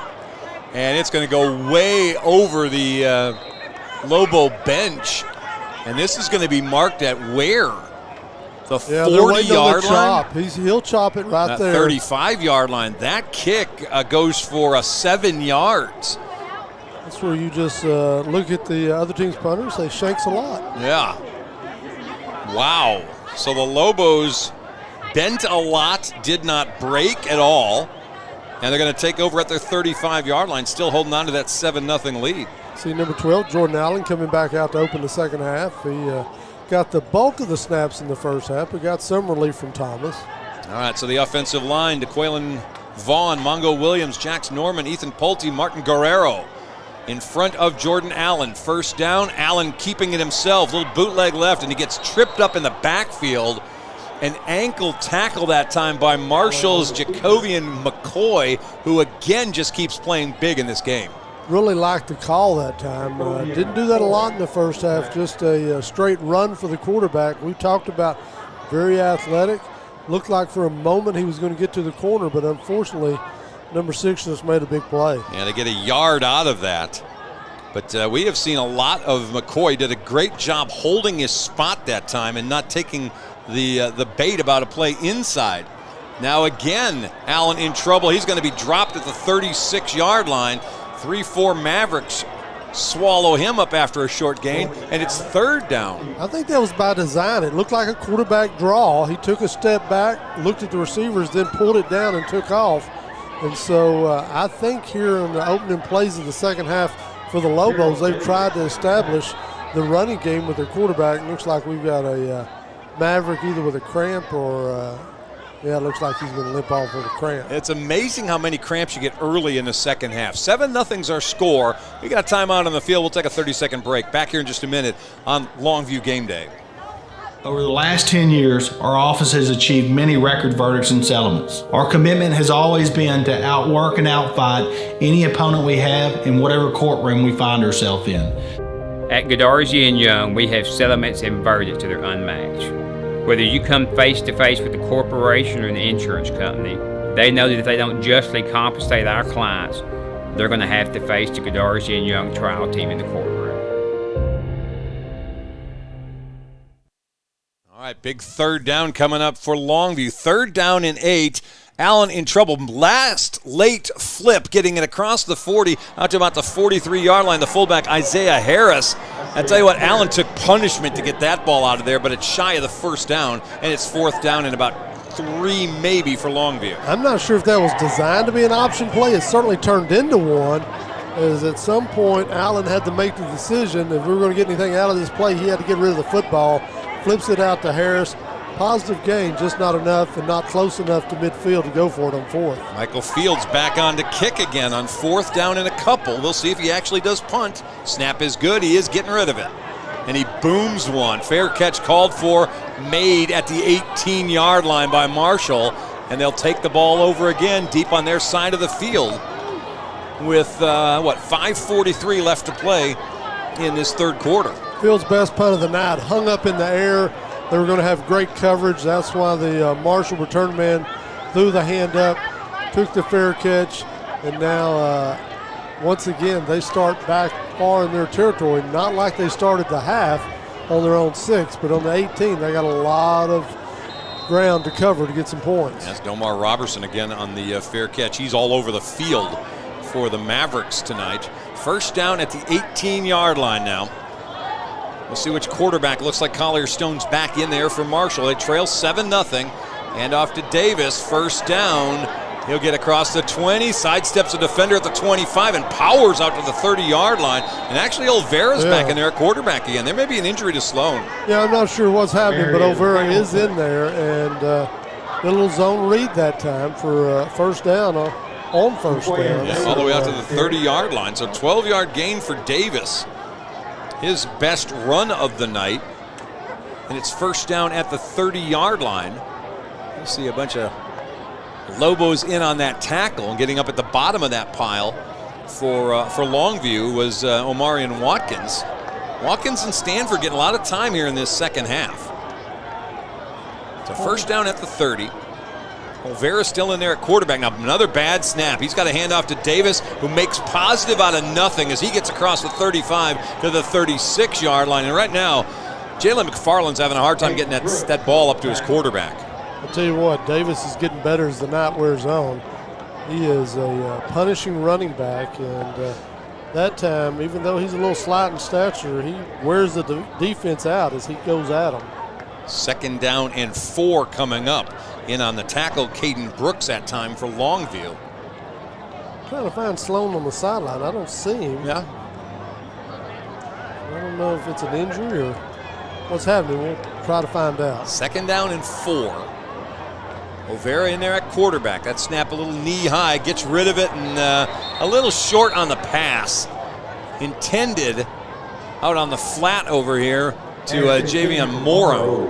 Morrow can't come up with it. Now it's 3rd down and 4. Caleb Woodridge came shooting across that line of scrimmage, and I think his big body flying in between the quarterback and receiver had a lot to do with that pass not being successful. Tell you what, Woodridge, who was listed as a 3rd string over at end when Coach King sent us his two deep, is getting a lot of quality minutes here in the second and third quarters.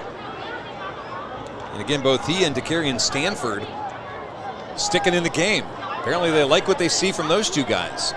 Marshall. Go ahead. Marshall splitting out 3 to the right. O'Vera fakes the handoff, tosses it, caught by Ja'Cory Smith at the 41. He had to get to the 40, and he's got a first down. I think he may have fallen on that ball. Yeah, that's one that hurts that old rib cage there when you go down and make that catch. Could have knocked the wind out of him. The trainers on the far side are coming in. Either way, first down, but it come at a cost. Yeah. So he's going to have to come out for a play, and I'm betting. Well, he's holding his hamstring. Really, he's holding on to that right hamstring. He made a quick cut to try to stop and get that ball. You wonder if that had the adverse effect on that hammy. But you're right. Could be occasionally a kid will catch a cramp up that high. We'll see what it is. Yeah, I said earlier, it's amazing how second halves early on you start seeing cramps, and you think, how can they be cramping? They sat for the last 20, 30 minutes. Well, that's how they're cramping. Yeah, you come in, you drink a bunch of fluid, and come back out, and all of a sudden you start cramping up. Yep. All right, they'll start the clock back up again now. 4 minutes left here in the third quarter. 7-0 Longview. They scored in the first quarter, touchdown run from a yard away by Jordan Allen, and since then it's been nothing else.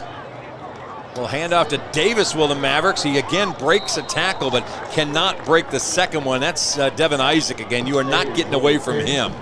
Well, they seem content to ride Davis quite a bit here in the second half. On that first series, 3 really nice passes took them down the field, but then Sloan leads the ball game in the direction of their offense completely changes.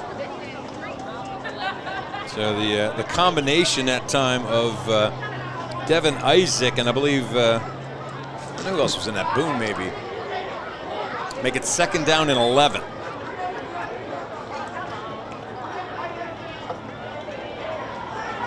Mavericks come back to the line of scrimmage. Ja'Cory Smith back into the ball game. Handoff to Davis, and upended. That's good Boone. open field tackle. That is Boone. 11 is Boone, and he is all over the place. He does the push-up after making the play, but he's a big play type kid, and you're going to see several times a night where he comes up big, and he's a guy that will level you, hit you with the wood, and also has a lot of speed and athleticism. Yep, a couple of good offensive plays, and now they're going in the wrong direction of the Mavericks. You almost sense that they've lost their swag throwing the ball since Sloan has left the game. Yep, and again, we're looking around to try to find him and haven't seen him standing on the sideline or being treated anywhere, so it may just be he's getting a few minutes break. We're going to look at another quarterback too, and a bad snap. Well, this one in trouble. O'Vera is going to be thrown down back at the 20-yard line. It's Devin Isaac again taking advantage of another bad snap. And the bad snaps are undoing the Mavericks here in the third quarter. Well, reoccurring theme tonight by both ball clubs is bad plays, putting your punter deeper back and allowing the opposition to have an opportunity for better field position. And how about if we make it fourth down and a whole bunch? 29 for the first down. They're on their 22-yard line. Their first down spot is on the Longview 49. The real challenge here will be to out-punt the first down marker. Yeah, Buchanan had a terrible punt his last time, just 7 yards. See if he betters that. He does. This one, a spiral that comes down the field and does pass the first down marker by about 5 yards, 6 yards. So it'll be Longview ball at the 42-yard line with 1:18 left to play in the third quarter. You kind of sense Coach King would really like his Lobos to seize control of this ball game here. You got about a minute left to go here in the third. You haven't put together a good drive here in the second half. You just like your ball club to execute and put some points on the board. Looks like the duty for that's going to be given to Joshua Thomas as coach is really giving him an opportunity tonight to shine. Yep. So the number 2 quarterback back in the game for the Longviews. A little different formation this time. 2 backs back there with him. And on first down, he's keeping himself in and out of the belly of his running back, and he'll scamper his way up to about the 49-yard line for a gain of about 6, almost 7 yards. Little different twist on the zone read that time. He fakes both backs, eventually keeps it, turns upfield. He's still very athletic. We talked about Allen is predominantly the better runner, but this kid right here is athletic as well, even though he may be a slightly better passer. 2nd down and 4. He had 6 carries, 13 yards last week, so he didn't light the place on fire. But he can go forward with the ball in his hands. Snap he comes up for, hands off, and not much there. That's second back. That's Kentravian McFarland with the carry. And it's going to bring up 3rd down and 3. To be honest, I'm a little surprised. I kind of thought Coach King might come out here and just really try to wear out the defense, and they're going to put Tatum in on 3rd down now. It's 3rd and 3, so he's certainly someone you've got to consider if you're the defense. You cannot just expect him to pass. All right. 3rd down. We'll split wide left. Amari and Hamilton. Handoff is going to be to Tatum. He's got a 1st down and more. 40-yard line, 30-yard line. The race is on down the sideline. You're not going to catch him. Taylor Tatum to the house from 51 yards away, and the Mavericks looked like they had a chance to get the ball back. Instead, they trailed by a 13-0 margin. Well, that was tailor-made for him. It was a big old eye back right up the middle there, and he broke free and only had one man to beat, and ran all the way to the house with it. It looks like one of the Mavericks on the far side's got a little cramping issue. First touchdown of the season for Taylor Tatum. 51-yard play. It's the biggest offensive play of the night. Michael Fields on for the point after. It's up. It's good. 14-0 Longview with the lead as we run out the quarter. We'll take a break. We're coming back. You're checking us out on Longview Game Day. Howdy, East Texas. Neil McCoy here for Patterson Nissan in Longview, home of the free lifetime warranty. Shopping for a pre-owned vehicle has never been easier. Just head over to PattersonCars.com and you'll find over 1,400 quality pre-owned cars, trucks, and SUVs, many certified pre-owned and backed by the Patterson Lifetime Warranty. And you can buy with confidence because each one has to pass a 167-point inspection before it's listed for sale. Log on and find your new-to-you pre-owned car, truck, or SUV at PattersonCars.com. Plays 58 yards, a minute 29. The Lobos with a 14-0 lead. Thank you very much, Taylor Tatum from 51 yards away, and a little breathing room for Longview. Well, we said Coach King would love to seize control of this game. 14 points, the way scoring has been tonight, may be all you need, but Tatum was only on the field one play that three-play series. But that's all it took for him to rumble all the way for a touchdown. Well, the pressure's really on the Mavericks now. They've had a struggle to get offensively anything going. You can see on the touchdown run, Tatum with a couple of broken tackles, and they just outran everybody. Last guy with a chance was James Perkins. He did not have a good angle, and that's all she wrote. Still checking the sideline over there, see if there's any sign of Sloan, and trying to think. I don't think that's him. No word yet from anybody about what happened to him. We'll see if he comes back out here at all in the second half. Michael Fields to tee it up as we flip sides of the field. The last play of the third quarter. It's a touchdown run. Fields' kick bounces at the 20, bobbled, and now brought up the field. That is Montana Warren with it, and Warren's not going to make the 20-yard line. Yeah, good play on the far side. Warren, when you have those little fumbles, you always get nervous that it's going to take the coverage team out of their lane and out of sync.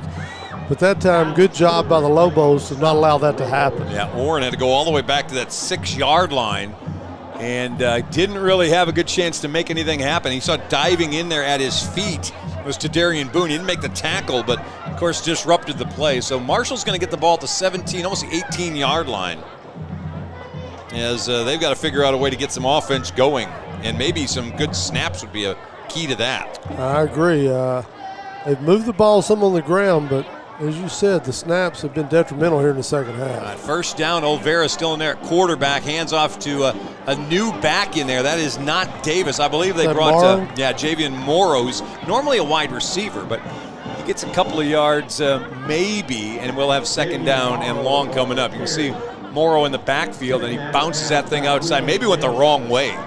Had a chance to go left, instead went right, and he gets escorted out of bounds by Willie Nelson. Lost back to the 11-yard line, so a 5-yard loss, and it's a 7-yard loss. It'll be second down and 17. If he stepped away at halftime and didn't see the start of the second half, Mavericks showed a lot of promise early in this half throwing the football, but since they lost their sophomore quarterback, they have struggled.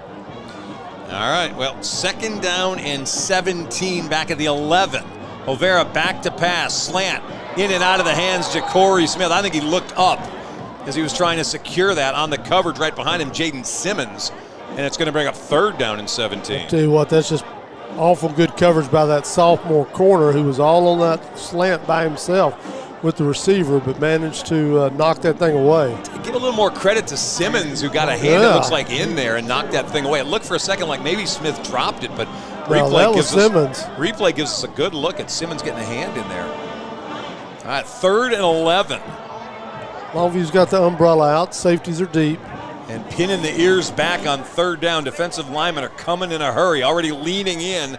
That is Devin Isaac, and sure enough, that play is in trouble. They'll throw middle of the field, caught by Smith. He's not going to be close to a first down, though, as he catches it at about the 21-yard line, and it brings up fourth down. I tell you what, that time, I think that was Jeremiah Bragg, number 5, who was left in charge of containing him. I may have missed a number on that, but he did a good job to make sure the quarterback didn't take off on the play. Yeah, trying to poke that ball away as well. You can see 38, Dadrian Garrett trying to poke that ball out of there while Willie Nelson securing the tackle on it. So it brings up fourth down and about 7 or 8 to go for the Mavericks. Is that one of Willie's best hits? Maybe. Ball's at the 22-yard line. Here comes the punt. This one end over end line drive. Hits at the 50 and is going to get a Marshall roll. Yeah. He got a 7-yard punt earlier in the game. He gets that one all the way down to the 27-yard line. So a 46, 48-yard punt that time for Buck Buchanan. And Longview's going to start back on their side of the field at around the 27, 28-yard line. Tell you what, Taylor gave up on that early, got away from it, but big roll that time for the Mavericks. Looks like it's going to be Joshua Thomas again at the quarterback position. He looked awful good handing that ball off the 28 last time. Yeah, that makes you look good. Yeah. When you see 28's back from where you're standing, you look really good. We'll see. Yeah, they're going to come back out now. He's going to be under center. Thomas back in there at quarterback. 14-0, Lobos leading. 10-18 left, back to pass. He's looking out route. Instead, he's going to throw one up deep. It was an out and go, and the ball out of bounds. Hale, the intended target. Over on the coverage for Marshall, was Robertson. But that was a really exaggerated out and up by Jalen Hale. Sometimes referred to as a double move. He goes out, he goes up. But either way, Thomas had plenty of time, just didn't get quite enough under it. Yeah. And a little too far outside. Didn't really give Hale a chance to do anything with that ball. Stops the clock with 10:09 left. 2-touchdown lead for Longview. Still trying to get Hale really involved in this this offense. Second down and 10. We'll go back to pass again. This time, trouble. Thomas avoids one tackler and gets bumped out of bounds. Escorted out by 23, Quinteris Hawkins at the 27-yard line, so a gain of 1, and it's 3rd and 9. Yeah, I think they expected the fullback to be open in the flat. Pretty good coverage that time by the Mavericks. So Thomas did the wise thing. He didn't try to force it in there. Tried to get what he could out of the play and ends up going out of bounds. That's 2 plays in a row where they've stopped the clock with a 14-point lead. I'm sure Coach King would have preferred the clock to continue to run. Yeah, you saw him escape from Javon Wilder from Marshall. So here we go on 3rd down and 9. And looks like we're going to get a flag down. We were shifting around Travion McFarland. And I don't know if we took too much time. We'll look and see what that false start. So dead ball penalty on the Lobos. Thomas will come to the near sideline. Yep. We've mentioned earlier, Coach King likes to have his quarterbacks come over. He likes to talk to them directly, give them the play directly. If they're down at one end or the other, sometimes he'll rotate receivers in and out with the call, but he'd rather have the conversation with them. All right, so it brings up now 3rd down and 14 for the Lobos. That's 5 penalties, 63 yards here in the game. 10:01 left to play. Ball at the 22. Thomas back to pass. Oh, and this receiver fell down. He was trying on the slant to hit to Kalen Taylor, and he fell down right at the first down marker, and it brings up 4th down. Well, they'd set that thing up well. They had Hell here on the near side. He drew the safety, so the safety had shaded over to the left side. They simply tried to take the slot receiver and come up through the middle of the field with the single coverage. Unfortunately, he just stumbled and fell. Now it's going to be 4th and long. Yeah, Thomas had him open, and if he doesn't fall, that's a first down and a lot more. Fields coming in to punt. 1 man deep for Marshall at the 41-yard line. Snap is on the money. Kick booms. Drives the return man Robertson back to the 34-yard line where he'll make the fair catch.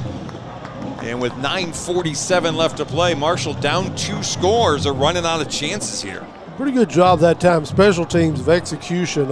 Coach King will look at that this week in the film and praise that during the team meetings. Marshall sent a bunch of people. I think they had an intent on trying to put pressure on the punter. The punting team took care of that, then an excellent punt. So that's what you want from your special teams late in the ball game. Well, all right, well, here comes the Mavericks back on offense. We've got a little bit less than 10 minutes left to play. And it looks like it's still Olvera in there at quarterback for the Mavericks. He's a senior. Didn't play in the first half. And on first down, he's going home run ball, and it's intercepted. Picked off at the 35-yard line, coming back the other way. Flags behind this play. There's a couple of them. This is going to come back, but it looks like post-possession. Yeah, I don't know. I think on the play. far side we've got interference, and then we've got maybe a hold or block in the back over here. Willie Nelson with the interception for the Lobos as he picks this ball off at around the 35-yard line. It's a great catch. Coming back the other way is where we start to see the flags. There's one on the block on Ja'Cory Smith from behind, and there may be the second one, a block in the back. I thought there might be an interference penalty on that far side. We'll see. A lot of conversation, a whole lot of folks in striped shirts attending this meeting. Tells me they've got 2 or 3 things going on here. All right, well, they're discussing this. Yeah, Marshall acts like they're going to keep the football. Yeah, best case scenario was interception Lobos and penalty on the return. Personal foul, blindside block. Yeah. On the green. That penalty declined. Before the pass was intercepted. There you go. The defense. That penalty will be enforced 15 yards from the previous spot, and it's an automatic first down. Yep. Best case scenario was the INT and the penalties after the fact. Worst case scenario, pass interference, and it's going to get a first down for the Mavericks, and they'll move the ball up to the 49-yard line. Remind everybody, high school football rules, that's just a 15-yard penalty, same as NCAA. Here in Texas, we play NCAA rules, and so that's not at the point of the foul. It's just a 15-yard penalty, but an automatic first down. All right, well, the ball's up at the 49. Lobos had a chance there maybe to drive the nail in the coffin. Instead, Mavericks still alive. Low snap. Olvera back to pass. He's going deep again. Again going for Smith. Again contact. Same play basically. They're not going to get the penalty here because they're going to consider that an overthrown pass. Typically that side judge over on the far side is going to come up and wave his hand over his head. Didn't do so that time, but I think that's the interpretation on that, even with the contact. All right, so you had good coverage that time by Jaden Simmons, who was on Smith that time. Tell you what, a lot to like about Simmons. He's a sophomore. He's going to have some bumps in the road, but I really like the way he plays out there on that island. All right, so you're going to end up with a second down and 10. We'll hand off to Davis, moving to his right, and he'll be escorted out of bounds at the 45-yard line. 3rd down and 4 coming up for Marshall. That time, little underneath handoff, get him to the edge out there, and big play. But if you're the Longview Lobos right now, you want that clock to keep turning. That time they got out of bounds. They would like to have gotten that inbounds and kept the old clock going. All right, right, so they'll break the huddle. Ball at the 44-yard line. Second down coming up in about 3.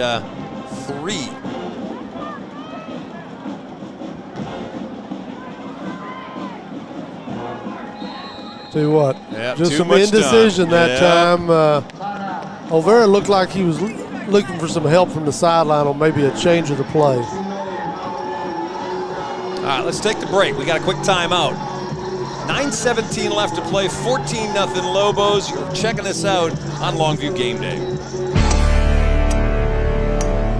Get in the swing at Nippet Golf Indoor Golf Center. Whatever your skill level, you'll have a ball. Or relax in our clubhouse.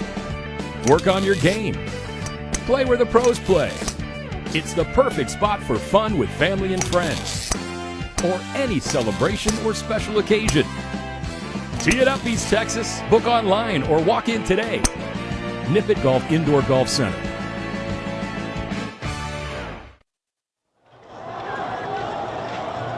All right, out of the timeout, 9:17 left to play. 3rd down and 3 for Marshall. Well, down 14-0. This is going to be pretty obvious. You got 2 downs to pick up the first. They're not going to put the football here down 2 scores. Yep. So 9:17 left to play in this game. Lobos with a first half touchdown of 1-yard variety and a second half touchdown of 51 yards. Jordan Allen got the first, Taylor Tatum got the second. Olvera back to pass, a little double clutch picked off. It's Devin Isaac at the 45-yard line, and he's going to be spun around to the 43-yard line, and that is where the Lobos will get the ball. 1 interception taken away. That one is not. First down, Longview. Great job by Isaac. He just dropped right back into that passing lane, used his athleticism to get up and get the ball, then turned around and took it the other way. Kind of see a little celebration there in the Lobos, a little extra spring in the step as they sense it's time to salt this away. Yeah, I think that's a little pressure release right there. So out there. Intercepted at the 45, returned up to about the 43, first down. How about to the ground? Tatum, nothing doing. Stopped and pushed backward in a hurry. Terrell Davis, a linebacker, on the tackle. Yeah, Tatum gets up, had to have a teammate pick him up because there were none around there for a while. It was just he and a bunch of Maverick defenders. Thomas has gotten a long audition here in the second half. He got a couple of series in the first half, but most of the second half has been his. Okay, so a loss of a yard, maybe 2 yards on the play. Second down coming up in about 11, maybe 12. Back to pass, complete, 40-yard line, and that's Hale. Will be spun down at the 40, gain of about 5, and it's going to bring up third down. We got a Maverick player down back at the 45-yard line. Tell you what, Hale's a piece to the puzzle that I'm not sure Coach King and his staff are real sure how to use him right now. He's such a talented receiver, but at the same time, he's going to draw double coverage constantly. We talked about safety shading over to his side of the field on just about every possession. And so you certainly want to involve him in the game. You don't want to use him just as a decoy. But it's sometimes hard to get a guy like that untracked. It was Carson Combs that went off the field for Marshall with the injury. Hale on the game now. 3 catches, 32 yards. Third down and 5. Handoff to Tatum and nothing doing. Boy, I tell you what, they swarmed on him again. Line of scrimmage, 4th down coming up. Yeah, they tried to trap the defense to take them all with the motion and then have Taylor cut back against that grain. That time, I think the end on the near side just did a good job of staying home, taking that away. Down to 7:30 left in this one. Lobos would like to run a little more time off the clock there. Yeah, and it was McCoy again in there early to make that tackle. And we have said his name over and over again. And here's the punt from Fields, sky high. And I don't know that Marshall's return man saw the ball. I don't think he did. It wouldn't have mattered. But he looked like an outfielder up there, lost it in the lights. It'll come back out to the 20-yard line, and it'll be first down and 10 for Marshall. with 7:19 left to play. Yeah, not sure. Sometimes that guy back there is trying to draw the coverage team to him. They want the coverage gunners in particular to come find him instead of the football. So every once in a while, you'll see him step up. Well, we do have a flag down back at the 43-yard line. Yeah, I'm not sure if they roughed the kicker there. I didn't see it. They're pointing to the defensive side of the ball. And it's defenders on the field for Longview. Well, you don't seem to think they're thinking they're going to get the ball back. We're going to have to decide what the penalty is going to be. Looks like a face mask on Marshall. So if that was pre-kick, then that could possibly move the chains, but I'm guessing that's post-kick. Yeah, and or he could have pointed in the wrong direction because yeah, I think that's what's happening. Like they think it's coming back the other way. Yeah, I tend to agree. They look like this is going to come the other direction. That time the official threw us a curveball. Yeah. The only guys that knew what was going on were the Lobo defenders. Yeah, the umpire was already marching the defense back. Well, it looks like we're going to kick it again, so it may have been a pre-punt. Okay. I think Marshall's asked it to be re-kicked. That was a penalty, I believe, on Longview, the 15-yard variety. Not sure why you want that re-kicked if you're Marshall, but okay. So they're going to mark it off the 50. That was only going to come into the 20. You may have a chance to try to go after it. So they're going to mark this thing all the way back on the 45-yard line. And Michael Field's going to have to punt again.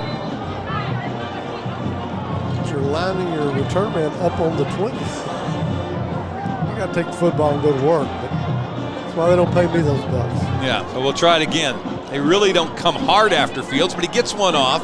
It's going to hit at the 30, takes a Longview bounce inside the 11-yard line. And so, oops, bad call by the Mavericks. They lose 9 yards on that exchange, and it'll be the 11-yard line instead.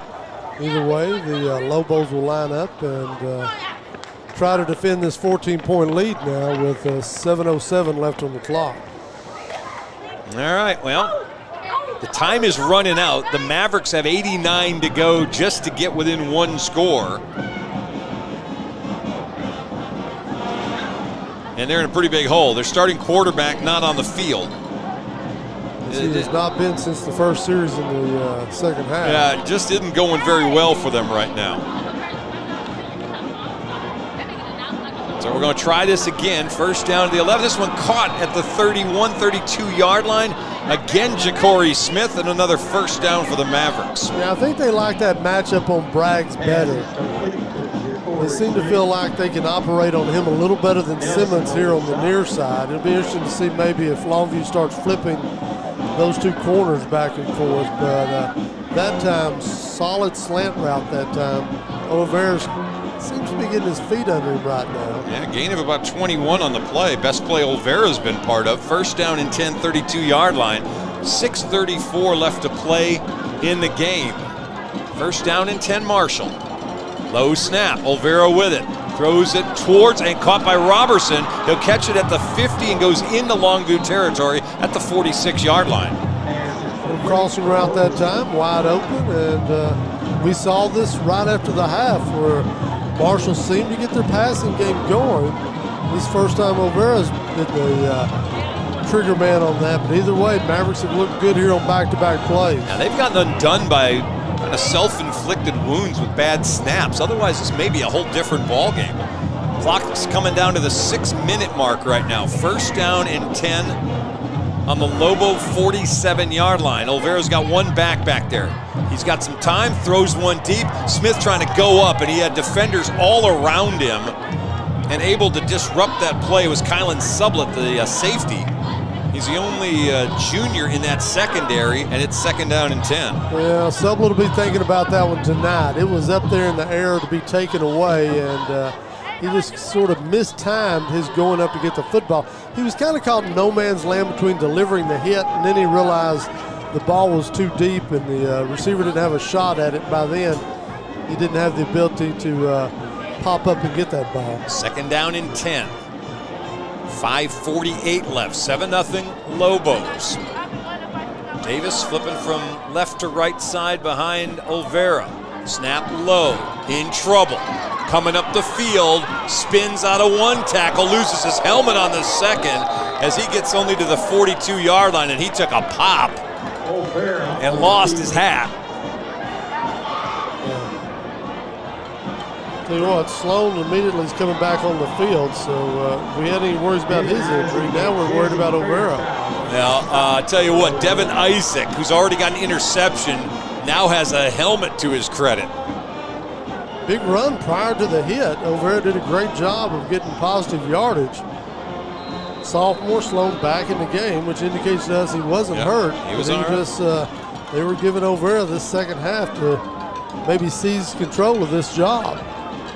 Yeah, they were asking the sophomore some pretty big tasks coming into Longview and trying to win a game against the Lobos. Handoff to Davis coming near side. Oh, nice cut. He's got a first down and more at the 35, backs his way to about the 32-yard line. Tell you what, if you're Marshall this week and you're trying to figure out what you do well is number 4. Number 4, who's getting up a little slow. Probably want to make sure any night this season he gets about 25 touches because he's a kid who runs with some authority. He's got a nice cutback move, and he's looking a little weary right now on a hot night here in September. Yeah, he's only got 34 yards on the 17 carries because there were a lot of negatives in there. But when he's able to get upfield, he's their one game breaker, it feels like. He, Smith, and maybe Roberson are the 3 guys they have who have the ability to get you the length of the field in a hurry. And we got another break in the action. Boy, Coach Greedle knew he was running out of time and did not want the 5-yard penalty. And you kind of saw his body language on the sideline, just dropping his head as they'll come off the field. We'll take a 30-second break here on Longview Game Day.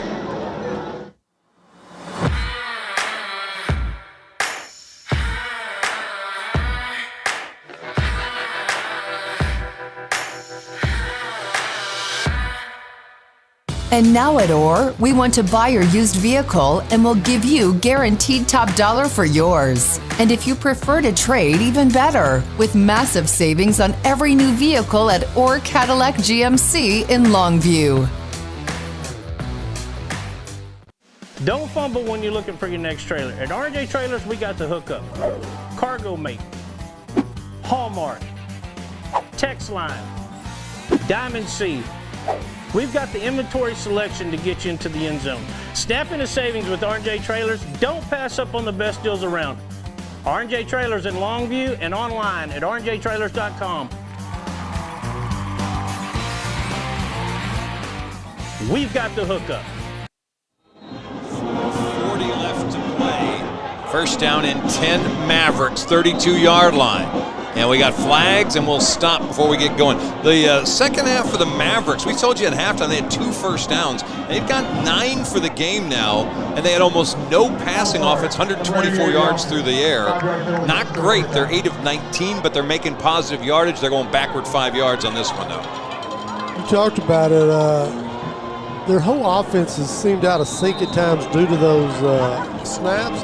Longview, who struggled with that a little in the first half, seems to fix that in the second half. But for Marshall, certainly, here we talked a while ago about flipping corners, and we're going to see it here as Simmons and Braggs flip sides of the field.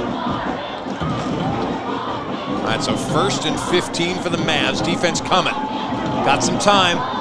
Passed it a little bit soon that time, did O'Vera. The pressure was getting there in a hurry. He was trying to get that ball to Roberson, who wasn't even out of his break yet when that ball was thrown. Yeah, that's a play they executed to the opposite side early in this drive. That time unable to do so. Hey, we want to remind everybody, if this is your first time to tune in to Longview Game Day, be sure and share us with your friends and family. Let everybody around the area know that this is a place you want to come for all things Lobo High. And we are going to next week be over at Tyler. Tyler Legacy is the matchup next Friday night, 7:30 kickoff, as we go over to the big stadium. Rose. All right, 2nd and 15. This one high for Smith. He'll come down with it inbounds as he's tackled immediately by Willie Nelson. Gain of just a couple, and so it's 3rd down and 13. And the important part of that was inbounds. We talked about earlier, if you are Coach King and his staff, you want that clock moving right now. And good job by Willie Nelson that time to keep him in front of him and knock him down. 3rd and 13. Just about the 4-minute mark left in this game. Lobos trying to preserve a shutout. We said earlier there was a 14-0 finish in this series back in 1999. Longview would be perfectly happy with that again. Back to pass Olvera, gonna step up. Now throws across his body, and again, Roberson wasn't looking. Maybe a better chance to make that play belong to Chase Smith than it did to Roberson, and it brings up 4th down. Your score observation leads me to the question, if they win 14-0 tonight, do you party like it's 1999? I would think not. If you were probably John King, you're happy maybe with a W, but not happy with a 14-0 win only. All right, just checking. I wonder what John King partied like in 1999. Imagine he got down to Prince. Really? We all did. This would be, if they can preserve it, the 4th shutout since 2011 in this series. All Longview wins. Marshall trying to stop that from happening. Yeah, here we go. Olvera back to pass. Throws into trouble. Almost picked off. Willie Nelson almost had him a hit going to the house. And instead, couldn't hang on. Doesn't matter. Ball goes over on downs. Well, they'll come to the near side, check out, and they're going to try to kick a field goal here? Is that what No, it's turnover on downs. Oh, excuse me, that's right. That's 4th down. My bad. Thomas returns to the field. I thought for a minute there we were bringing in special teams. 1st down, Longview. 3:38 to burn out to preserve a victory in this 106th meeting. Taylor Tatum will get a handoff, and he'll get 3, maybe 4 yards as he rolls over a defender. A little last-second pushing going on between Buck Buchanan and Jalen Hale. And if you like that play, stay tuned, because I got a feeling we're going to see that a couple more times here. You Mavericks beginning to suffer from the dreaded cramps here late in this one. And so number 8 there, Carson Combs is going to do his version of the hobble off the field. The old man walk. It's the 2nd time he's left the field from cramping injuries. So, well, anybody's ever had them on a hot night knows they don't go away. You just got to ride it out till daylight. 2nd down and 6 now. Tatum with 90 yards rushing on 14 carries. He's got a 51-yard touchdown to his credit. He'll get another chance. And he'll power forward, and they're trying to hang on. The push of the pile is going forward, and he's across the 45 to the 46, and that'll move the chains. Did I mention if you like that play? You did. Well, I think Coach King likes it, and we're going to see it a couple more times here. Taylor Thomas is doing just what Coach King envisions for this offense. Wear teams down. If you're going to pitch a shutout, run the football, keep the clock running, it adds up to a lot of victories. The biggest margin in this series was 2 years ago, 53-0. It's only 14-0 now, but it counts the same, as the Mavericks are trying to avoid losing for the 6th straight time in this series. 1st down and 10, Longview, 46-yard line. How about another Taylor Tatum handoff, backing up and carrying defenders as he gets to midfield. Got a fumble and a helmet popping out of the... The Mavericks are selling real hard. They got the ball. The officials have not signaled anything of that sort yet. And they're going to stop forward progress at the 49-yard line with 1:59 left to play. Yeah, I don't see the ball coming out, but I turned a little late to look at the replay. You got a timeout either way. Now 1:59 left in the game. Quick timeout. You're watching us here on Longview Game Day. Get in the swing at Nippet Golf Indoor Golf Center. Whatever your skill level, you'll have a ball. Or relax in our clubhouse. Work on your game. Play where the pros play. It's the perfect spot for fun with family and friends. Or any celebration or special occasion. Tee it up, East Texas. Book online or walk in today. Nippet Golf Indoor Golf Center. We want to thank Cam up here in the booth taking care of us tonight. He's done a marvelous job of production, and we're not an easy team to deal with. No, he's done a fine job, and he's sliding the buttons up and down. And you make his job sound so simple. Well, it's smooth. He's very smooth with the sliding of those. Yeah. What do you call those, pots? Call them sliders. Sliders. Yeah. Ooh, I like sliders. All right, 1:59 to play in the game. Second down for the Lobos. New back in the game, and he had a tough time getting going that time as Marshall upended Jared Lewis, and it'll bring up third down. Well, different back, same play. We're going to run it and run this clock.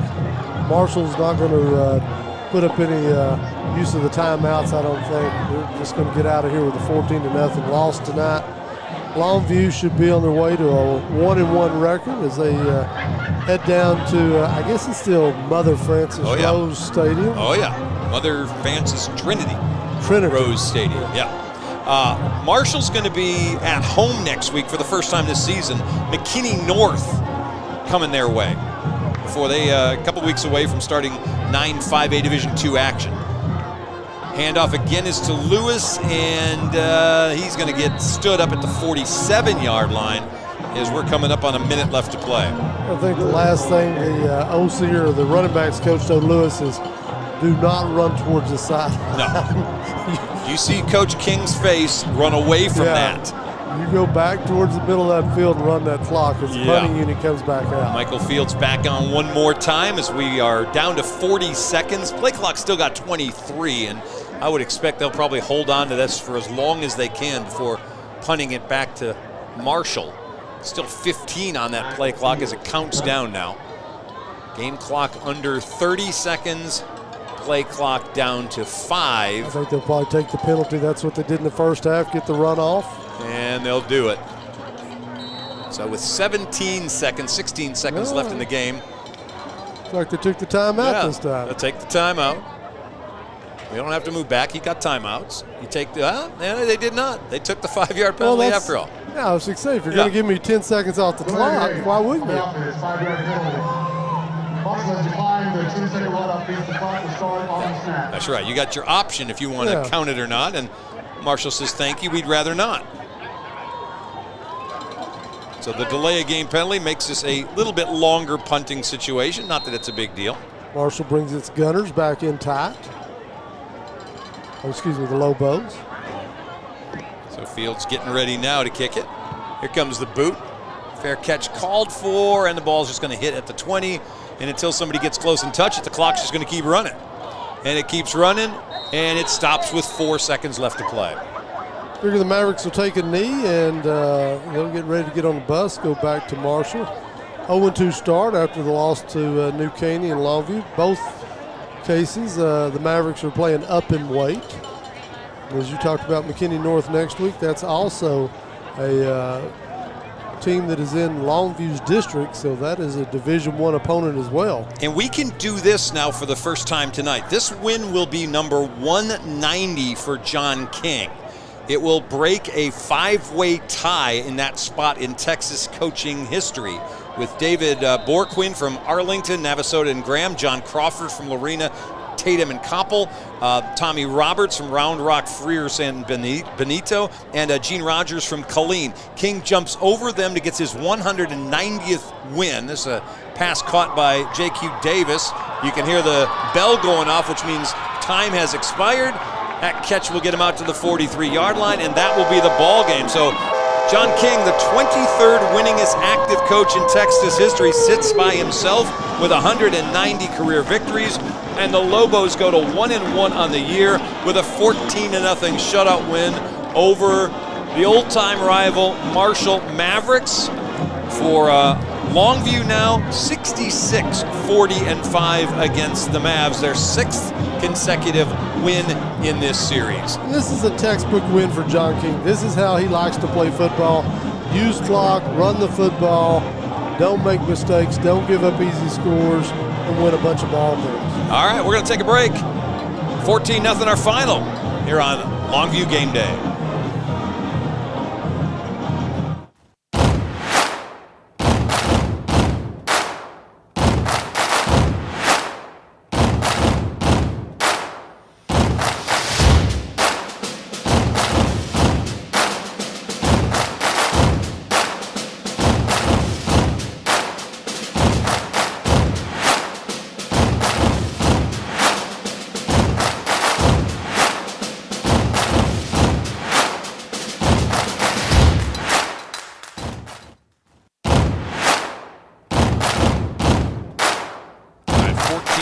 the final score. As you can see down the field, the two teams doing the congratulatory handshakes to see you next year. John King and a chance to talk to Coach Jake Greedle from Marshall for a few minutes. And for John King, fairly historic win, breaks a little tie in the coaching ranks as he keeps moving up the list. More importantly, they get a win tonight to go 1-1. And while it wasn't necessarily pretty all night long, it's going to count as a 190th win either way. Well, you're Coach King. You look at the first half. You missed some opportunities with some high snaps. Didn't have that in the second half.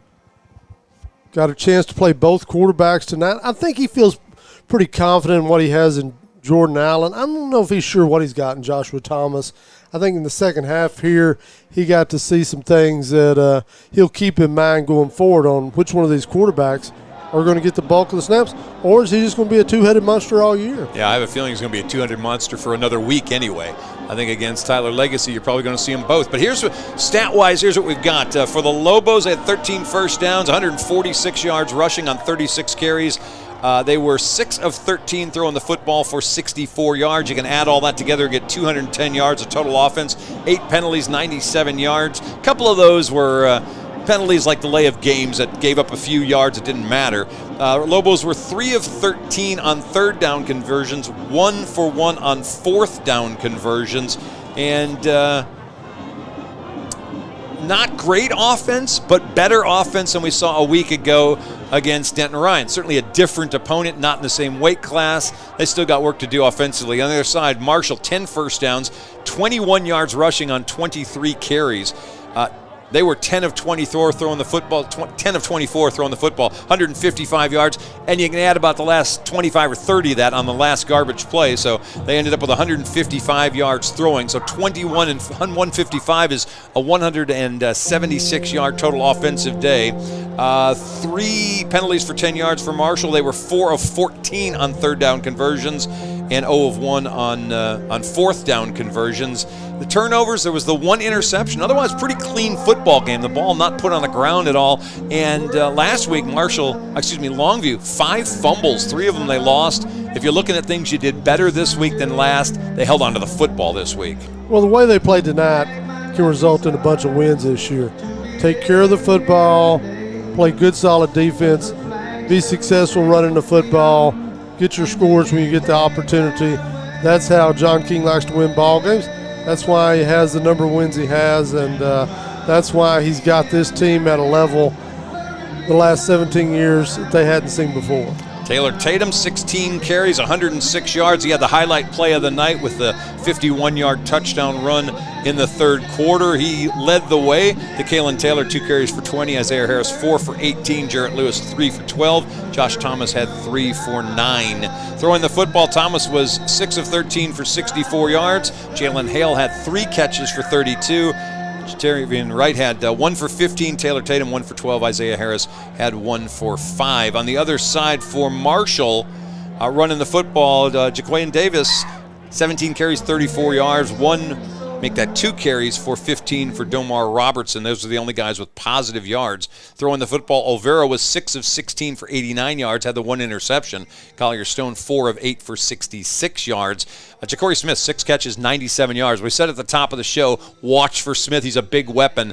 That's a guy going forward you think Marshall can build off. If they can figure out which quarterback's their guy, Smith's probably their receiver. And if you're tuning in and you're not a person from Longview, you're getting to hear Lee Greenwood. This is one of the traditions here at Lobo Stadium, whether it's a playoff game or just a Longview home game. They finish every ball game with God Bless the USA. A lot of the fans hang around, family greets the players and all. One of the cool traditions in East Texas football. You bet. We remind you tomorrow, cross country going on. Randy Spears' cross-country guys will be running tomorrow at the Laterno meet, so good luck to those guys. We're back next Friday. We'll be down the road in Tyler's. The Lobos take on Tyler Legacy, game 3 of the season.